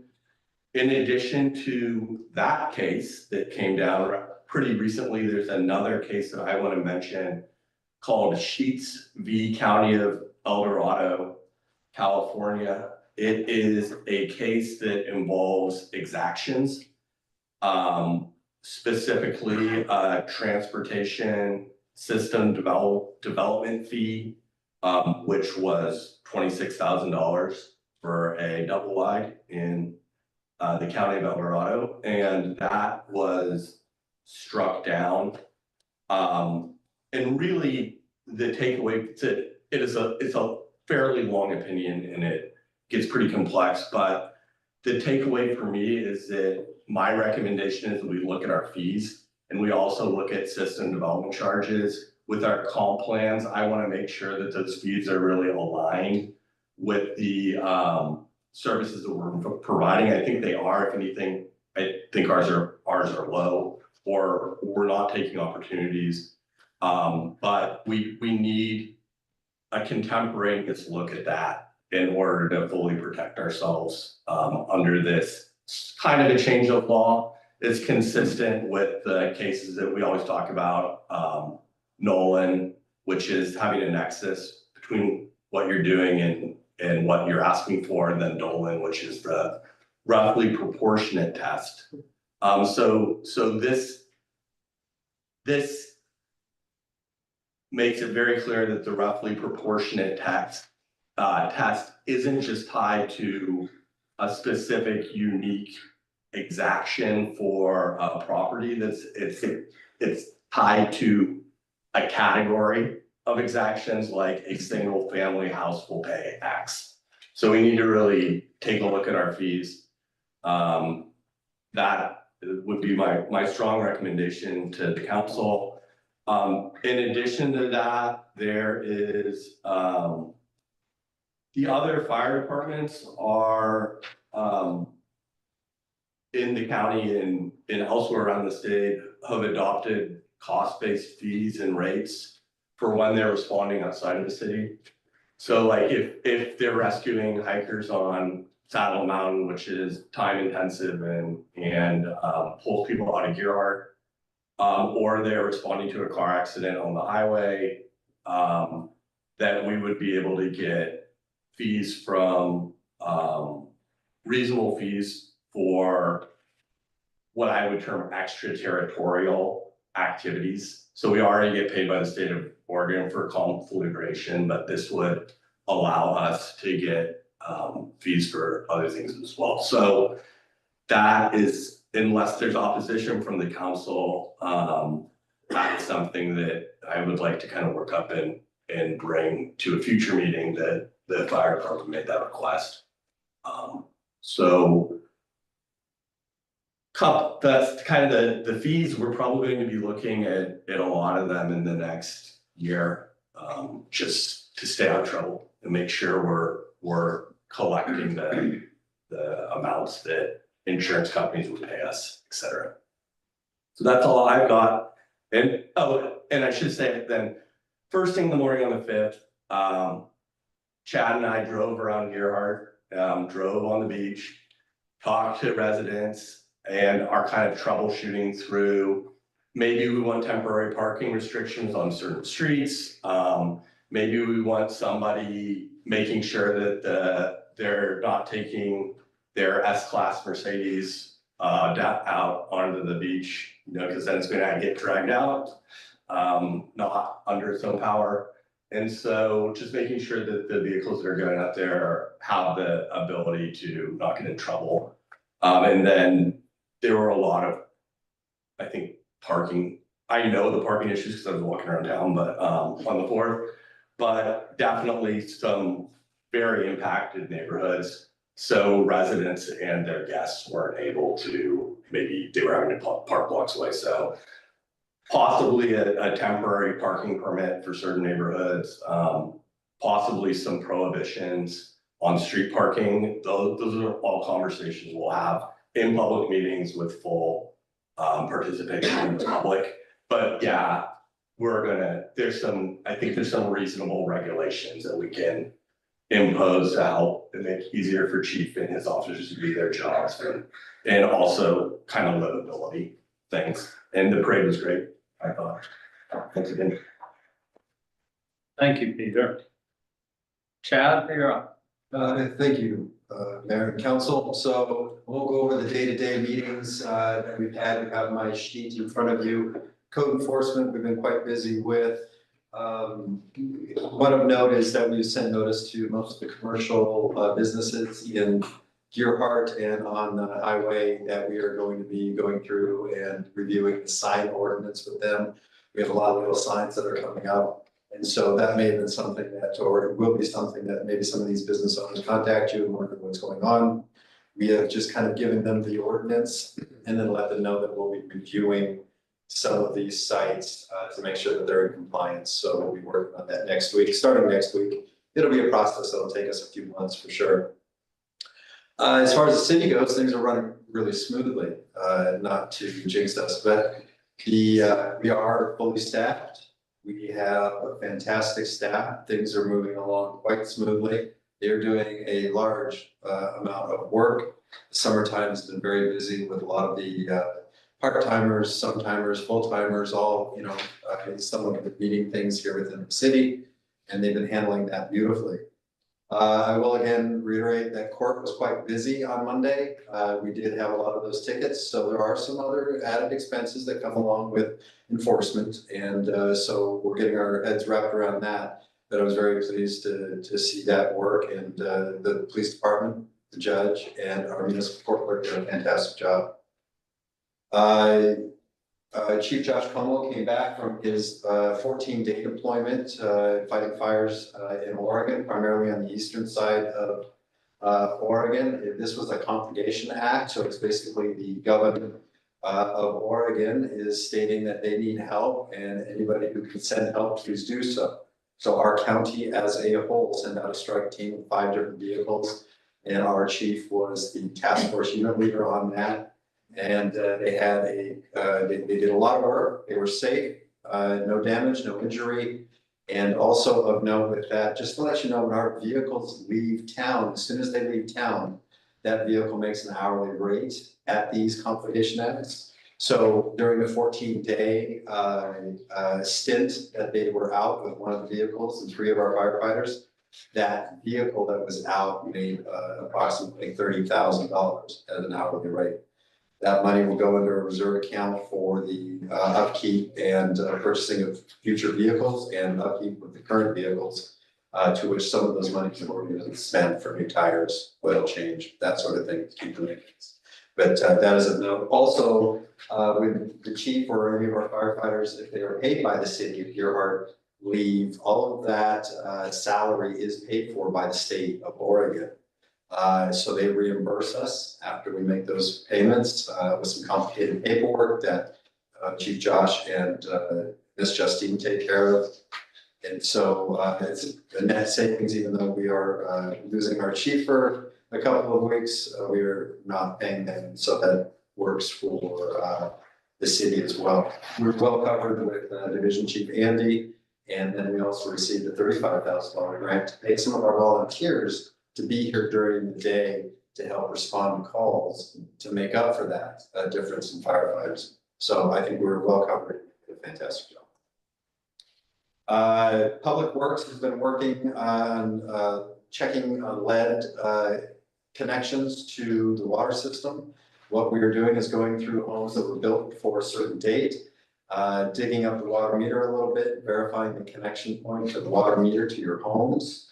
And so far to date, we have not found, unless in the last couple of days we have not found any lead in our system. So things are looking good. While they're doing this lead check, they're also replacing old meters. So if you see some activity in front of your home, that's what's going on.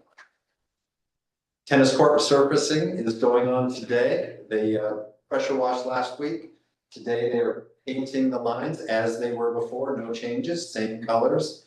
And so that'll put those tennis courts back into brand new shape. It'll be a few days before those courts, the tennis and the pickleball courts are available for the public. So keep an eye on what's going on over there. Alex Hayes with Pacific Ace is doing the work he's done before. And we're also doing this with some grant money that was written by city staff. They received a grant to have this done. So the city's not paying for that necessarily. Yes, Any more thought to sound mitigating fencing over there? yeah, we looked at, there's two things going on. So the trees, the vegetation and things like that, we were looking at potentially doing some thinning because some of it's getting really thick and we're reconsidering that. To leave that out there. We did get some quotes on the sound deadening material that can be put on the fencing. The persons, the professionals that we talked to said that it's quite expensive, and it was 17,000 to put around the fencing. I've been talking to the mayor a little bit about that. There might be some other areas or ways to spend money that would be a lot less expensive. But also it seems like the sound deadening material and everything that they put up has really not been successful in other places as well. So we're monitoring that. We haven't taken any complaints of that lately with the play that's been going on, but we have had some concerns. So I'll keep you informed on that. Water rights application. The water rights application is nearing completion and currently being reviewed internally by city staff. Our plan is to have the draft, the rest of the draft coming to us here the end of this week or beginning of next. We've been making some changes to the application that they had applied for. Once they get everything submitted to WRD and receive their initial comments, we'll have a better understanding of what scenarios they would like to see in the model. Example would be drought scenario, 10 to 20-year projection scenarios and such. This will help streamline the review process, save us time, frustration, and some money. So that is moving forward. It looks like, with regards to potential impacts on Neocoxtla Creek, that there's been some positive figures that have come in from those preliminary initial number runs on that. So nothing is looking terrible. It's acting as it's supposed to. And no major concerns. So I'll let you know more as that permit process goes forward. Building permits are down a little bit as far as quantity of building permits. Last year, July was quite slow, same for this year. Last year, August picked up. So far, we haven't picked up as much. So things are a little bit slower on the building front. As a reminder, Town Hall, 6 p.m. on Monday. We're going to introduce the Clash group and the procedures that we're using to move forward with that project, which will include information on how the public will be involved moving forward and some architecture information. how we are actually looking at hiring the architects. We'll discuss that in the meeting a little bit as well. 4th of July, I won't kill this one, but we did do a hot wash after the 4th of July event. We took a lot of notes of things that we could improve upon, some safety features, some communication issues, some garbage issues. All in all, things went really well, but the staff thinks that we could do a few things better. So we made our notes, we'll keep those, and then next year we will go at that again. FEMA buyout, the FEMA changes around here, we've got a lot of people excited, especially those that might be in flood zones. If you are interested in learning more about some of those changes that are coming our way that we will have to adapt to, then tomorrow night's meeting at the for the planning commission, which will be at 6 p.m. here and on Zoom if you're interested to learn a little bit more about it. It's complicated, but if I know anything about Garrett, he is good at taking complicated things and making them more understandable. So for now, that is my report, unless there is any questions. No, there aren't from me. Anyone else? No. All right. So now we're gonna move over to public communications. Justine, there wasn't a sign up board for that, was there? Yeah, you have a couple people. Are they on the other sheet? No, they're on that sheet. You marked them. Oh, right, earlier.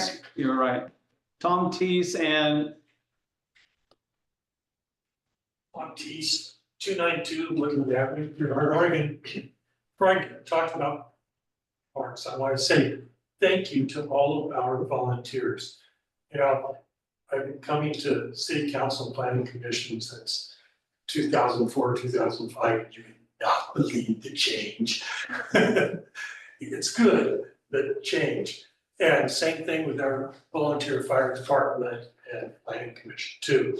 On parks, I'd like to talk a little bit about them. We have the park, and I'm not even gonna mention names, and the Pacific Way out to state property and then up almost to 7th or 8th Street. We have one across the way here. We have a little tiny one on Cottage Avenue. Anyone, I'm sure you guys know about that one. And then the one down there, but I don't know, are any of them officially named? They aren't. You mean like a plaque? Well, no, I mean, you know, you have Lily Miller Park, and there was kind of discussion about this one, whether it was, I can't remember. The Trail Ten. Yeah, you know, so, I mean, being we have a parks plan and everything, shouldn't we be naming our parks?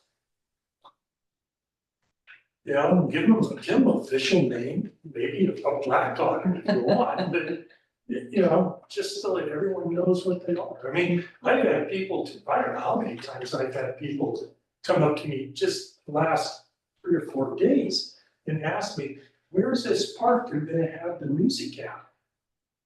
You know, because they don't know the names of the parks. So that's really all I gotta say. well, thank you, Tom. That's a good idea. Maybe something later slows down, if it does. It slows down. Great. Okay, I'm sorry, I forgot to read this. Oral public comment, anyone wishing to address the city council concerning items of interest not on the agenda may do so at this time. All remarks will be limited to 5 minutes per person. Requests to comment electronically must be submitted by email to the city recorder at info@cityofgerhart.com no later than 4 p.m. The day of the meeting. In-person attendees wishing to speak are required to sign in prior to the meeting.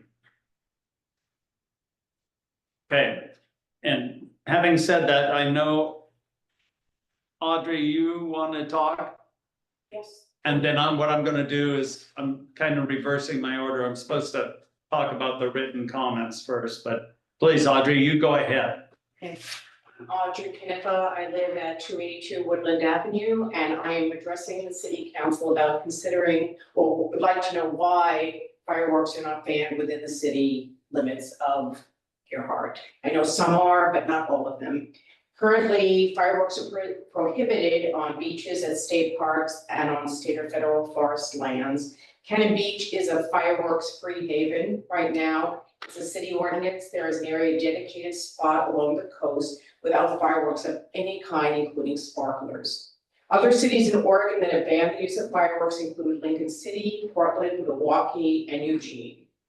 Fireworks sparked an estimated 31,000 fires in 2022 that cost an estimated $109 million in property damage.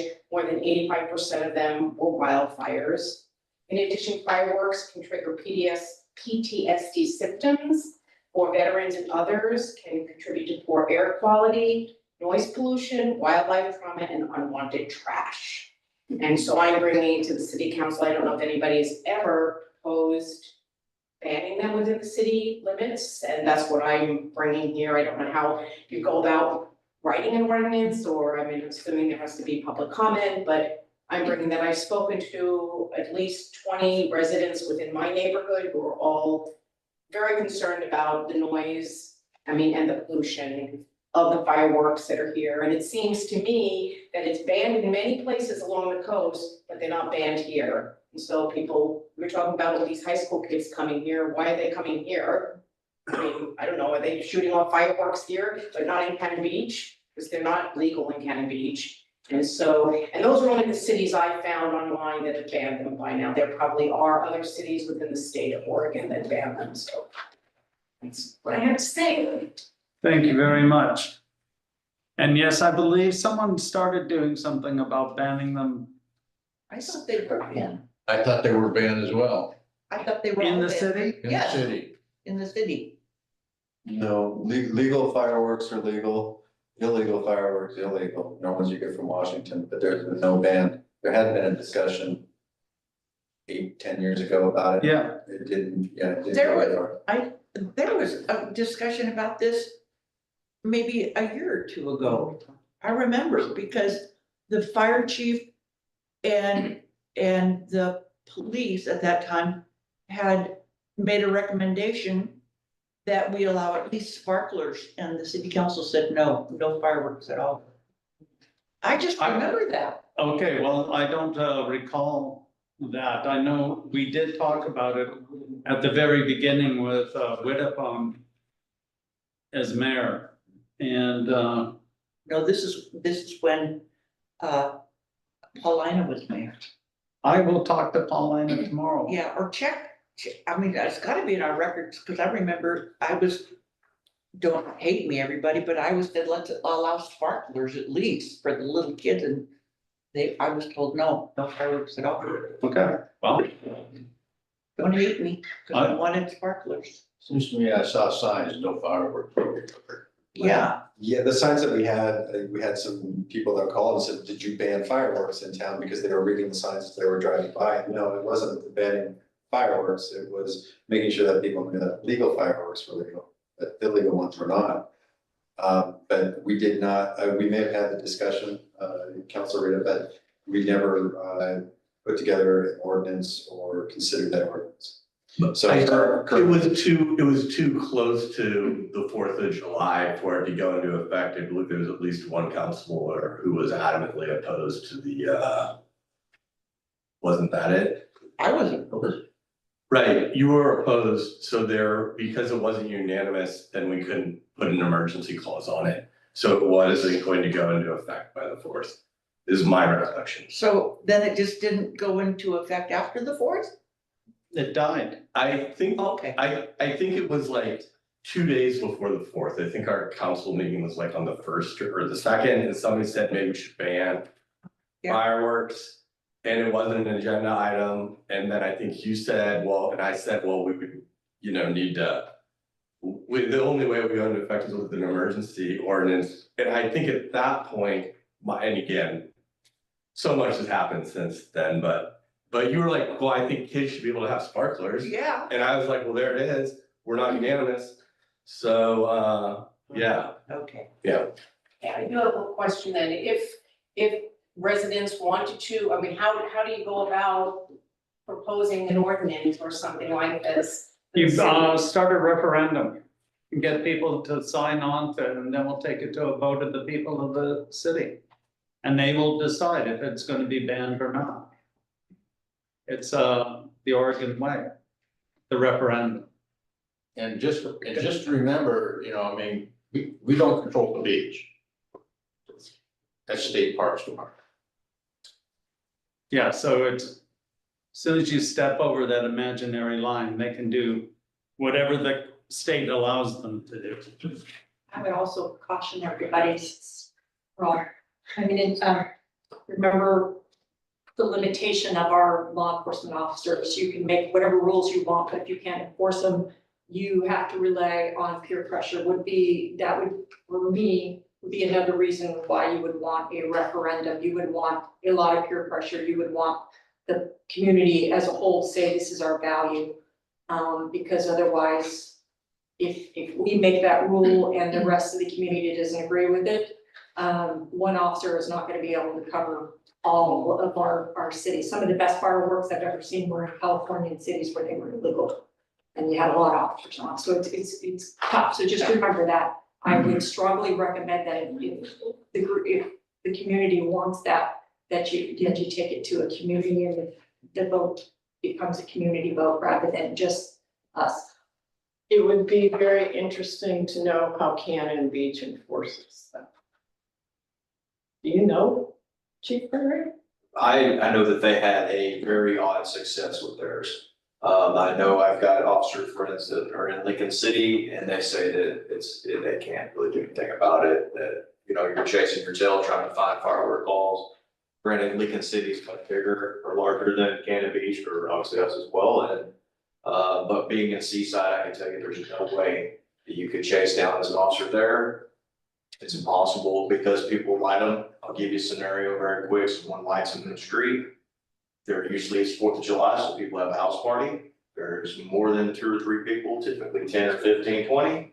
You get there after the call comes out, you go up there, you ask who did it, what do you think they'll tell you? I don't know what you're talking about. And, you know, we can't enter the home without a warrant. We can only go so far within our scope to talk to them, so we just lose traction and it goes nowhere. I will say on top of this 4th of July, I was actually very surprised. We didn't have a lot of calls for surface streets. All of our fireworks were going off on the beach. I did see some people doing, legal fireworks with children. But that was over before the fireworks on the beach were. And after that, it almost felt like people got their kicks on the beach and they were done with it. They blew through all their fireworks and it was over because we didn't get any complaints about it on surface streets. Peter, you had something? Yeah, so we found several of the spots where people had dug out, and had like, I'm not going to say professional, because I'm sure they weren't licensed, but we couldn't get the county to send an officer. I think the county said correct me if I'm wrong, they had 3 officers working, and they just couldn't.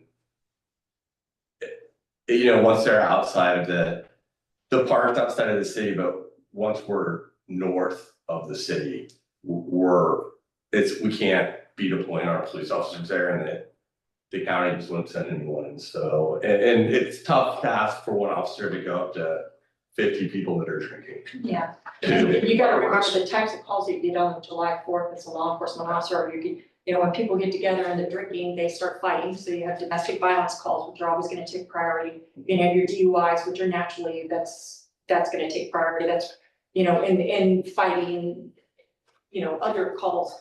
Those are the kind of calls that they are usually tied up in, so. I also said Interesting. 3 years ago, Sergeant Brown had a mortar shot at him on the beach at his patrol vehicle, busted the window, so.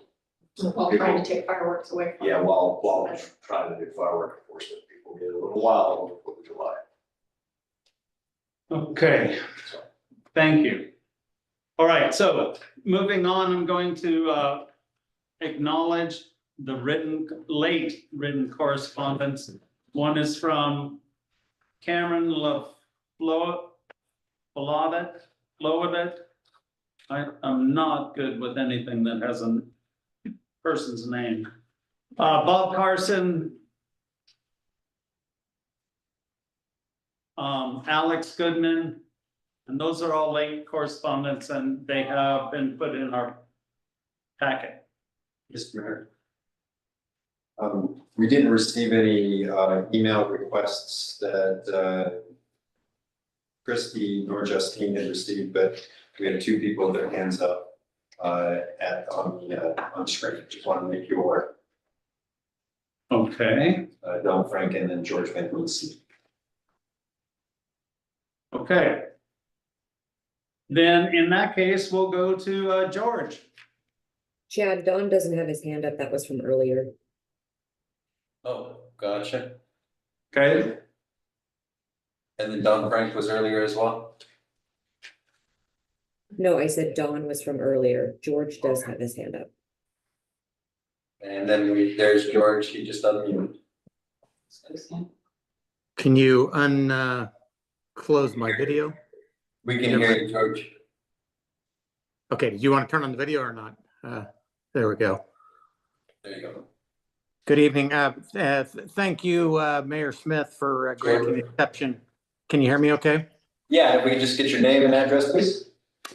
I'm George Van Homesen, 276 North Ocean Avenue. Sure. And I apologize for not providing the notice by 4 o'clock. That slipped my attention today.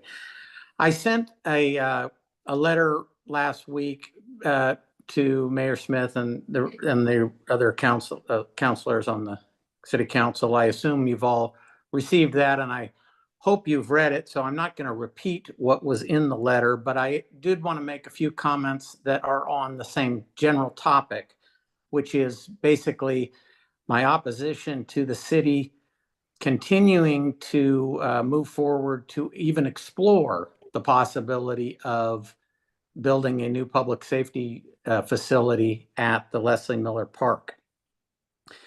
A recent article in the Astorian, which probably most of you have seen, quoted Councillor Gould in particular as making a comment that I have heard from others as well. So it's not specifically to her, but it was most recently attributed to her, that it was important for the city to explore the possibility of building at both of the properties that we own. And I want to urge the members of council to keep at top of mind something which I know you are aware of, but often feels to me like, and to others, I believe, in the community, as though it's not top of mind for people on the council. And that is that when you say that the park is a property that we own, it's important to keep in mind who the we is. The we is not the city staff, it's not the city council, and it's not even just the voters of Gerhardt. The we is the public, it's the community. Title to the park is held by the city of Gerhardt, which is a municipal corporation. The city acquired that title from Clatsop County in 1947. And at the time of that transfer, the county retained a critical and very important right.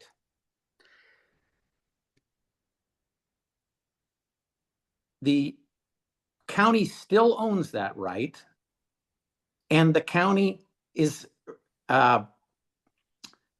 needs to act in the interest of the citizens of the county, and the county is a political subdivision of the state.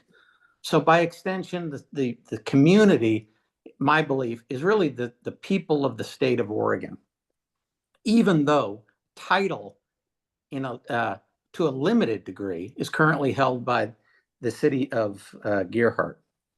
The important right that was retained by Clatsop County in their infinite wisdom approximately 80 years ago was the right to ensure that the property remains in use forever as a public park and for no other purpose.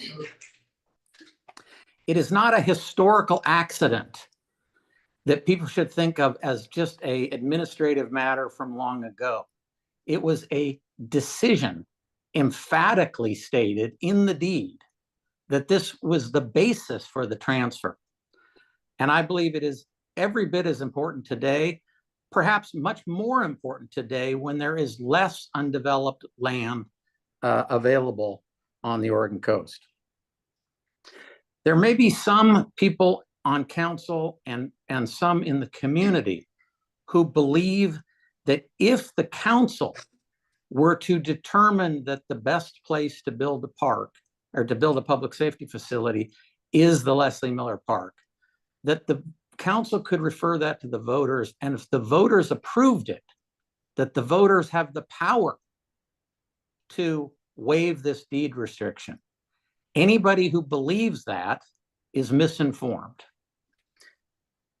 I want to remind the council that the last time this matter went before the voters, my sense is that the sentiment overall among voters is that they favor building a new public safety facility, whether it's a fire station or a fire and police combined. The public is generally supportive. But on prior attempts to get voter approval, the council has referred matters to the voter that present the possibility of building a public safety facility in a way that is not acceptable to the public. And it seems to me, again, council is working in a way that is not helpful to achieve the outcome of getting the public safety building done. I'm sorry, George, you are out of your 5-minute time. Could I have 1 minute? It'll be up to the mayor. Yes, you can, George. Thank you, Mr. Mayor. The last time there was a vote, I checked, the Clatsop County Election Division tells me that there were 321 voters that voted in favor of the bond measure. Twice as many voted against. It appears to me that at the present time, there is overwhelming opposition among the public to building in the fire station. In the last 2 weeks, there's been a petition. I had nothing to do with starting it. One of my neighbors started it, who is also attending this meeting online.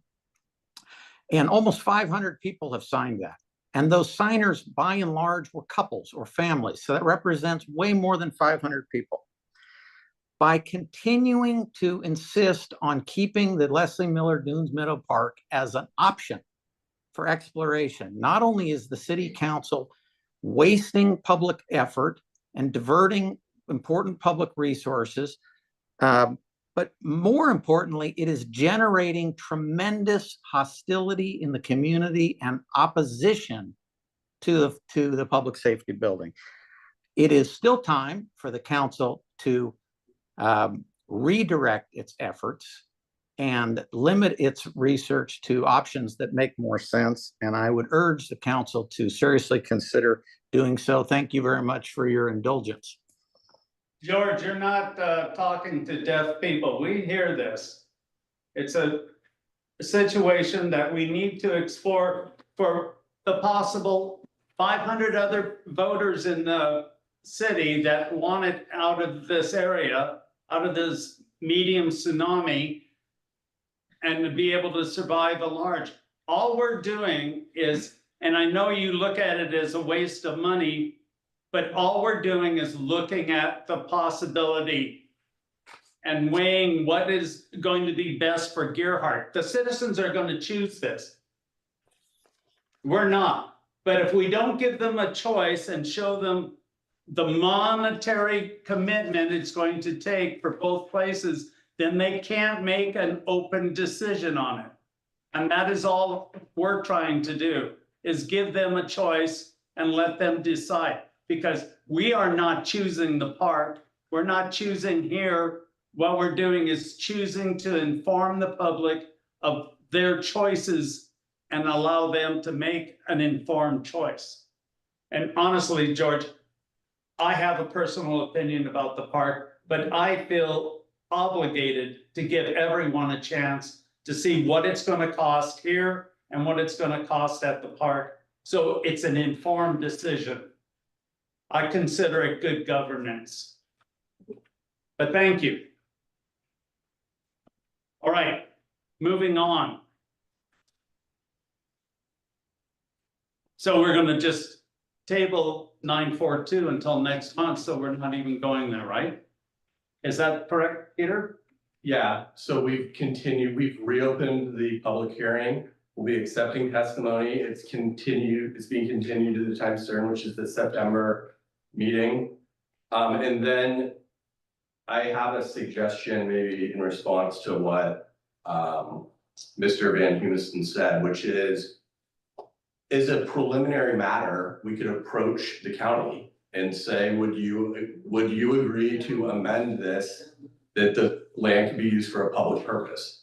And in the event that they say no, it must be a park, then that would naturally take that side off the table. You know, the problem if we said there's only one site is then people will be online and they'd say you've already decided where the site is. You didn't involve the public in the process. And the third site that we considered prior to the High Point is off the table because that site part of it has been sold. So we were down to the site that voters overwhelmingly rejected. Didn't seem like a good use of resources to look at that again, or the other two sites. And I think everyone's aware of opposition, but taking that site off the table at this point would make it so we're only looking at one site. And I'm not saying that might, but I think it makes sense to at least have a conversation with the county so that people are informed of our rights. I would like to say something because my name was mentioned, and I would like to clarify that,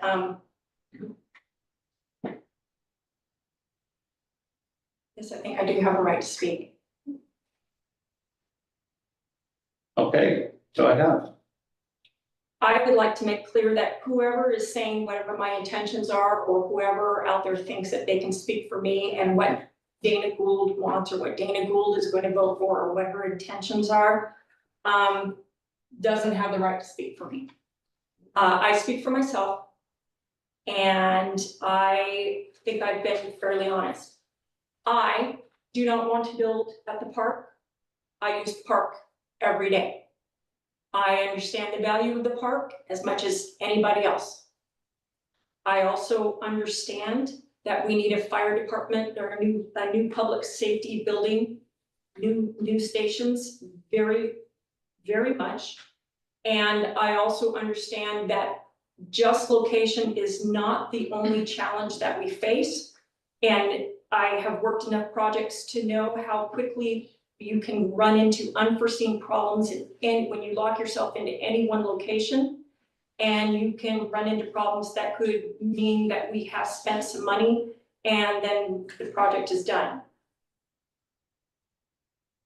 I agreed, I can only speak for myself, I can't speak for the council, but I can say I feel very strongly that the park needed to remain on the RFP, not because I intend to ever build anything on there that not that I intend to run fire trucks out of the park. But that we don't have to go back to the drawing board, or that if we need some type of, if the architects and engineers can come up with some other creative solution that helps us shoehorn ourselves into this existing location, that we are able to at least discuss it. I am not for us preventing people from being able to have conversations, and I think we need to have conversations, and people online want to have conversations, and that's fine. Again, if you want to say, don't do it here, don't do it there, that's great, but what's really helpful is when you say, okay, so you're saying there's a problem here, here's how we solve it. And I know that I'm running long and I need to stop, but let me just say that Dana is not driving this to go to the park. And I did not say we need to explore the park, and I am going to tell you right now, I am not going to vote for us to spend money exploring the park if at the point when we open it up to a public conversation, not just a social media discussion, but a public conversation. If the public is overwhelmingly saying devote your resources here, then I'm gonna follow the wishes of the public. I'm not gonna vote to spend money at the park. But I think that we at least have an obligation to have that conversation and not to cut it off. Are we all gonna comment on this now? My name Well, was mentioned. And he asked a question. As council concerns, you can. Okay. All right, so. As I just said, we've moved 942 to September. We're now going to new business. Anyone wishing to comment on the new business, which is announce public safety building architect and engineering services RFP selection committee community members can do so, but you're limited to 3 minutes and your topic specific, especially the RFP and the community members, who I don't see here, so they can't defend themselves or answer questions, but does anyone want to speak to that? Chad, introduce the committee members, please. Certainly, and so this would be the next agenda item, in regards to new business, and that's public safety, architecture, and engineering services.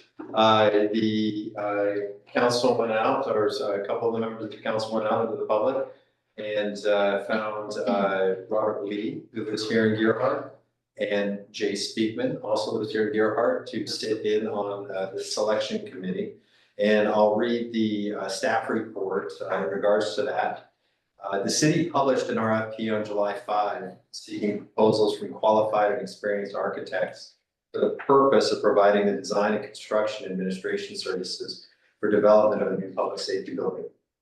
10 potential bidders contacted the Klosh Group and attended the current fire station and police station walkthrough on July 23rd, and proposals were designated due by 3 p.m. on August 6th. And to let you know, we received 9 proposals, so we'll have a good amount to choose from. In the interim, the Klosh Group work group determined the selection committee would be composed of 7 individuals, each with an approximate of 10 to 15 hours of investment. The Klosh representative, fire chief, police chief, city treasurer, city administrator were assigned to the committee. It was requested the mayor select 2 committee members for the remaining spots, and Robert Lee and Jay Speakman were asked and both agreed. I believe Councilor Preston Devereux also had a hand in that. All 7 selection committee members attended a council work session on July 30th to tour the existing facilities and discuss the deficiencies. The next steps for the committee members was to score the written proposals. So we had a meeting today to discuss how to do that, how to be fair. And we've all got quite a stack of paperwork to go through and do some initial scoring. The top 3 will be narrowed down and more heavily weighted interviews will be conducted.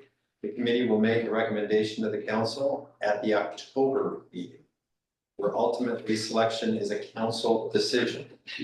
The official timeline is listed below. So August 7th, the selection committee kickoff meeting, which happened today. August 12th, which has been moved to August 15th to give us some more time, August 12th, town hall to introduce the Klosh Group and line out the community engagement process for the public safety building. So that is happening on Monday.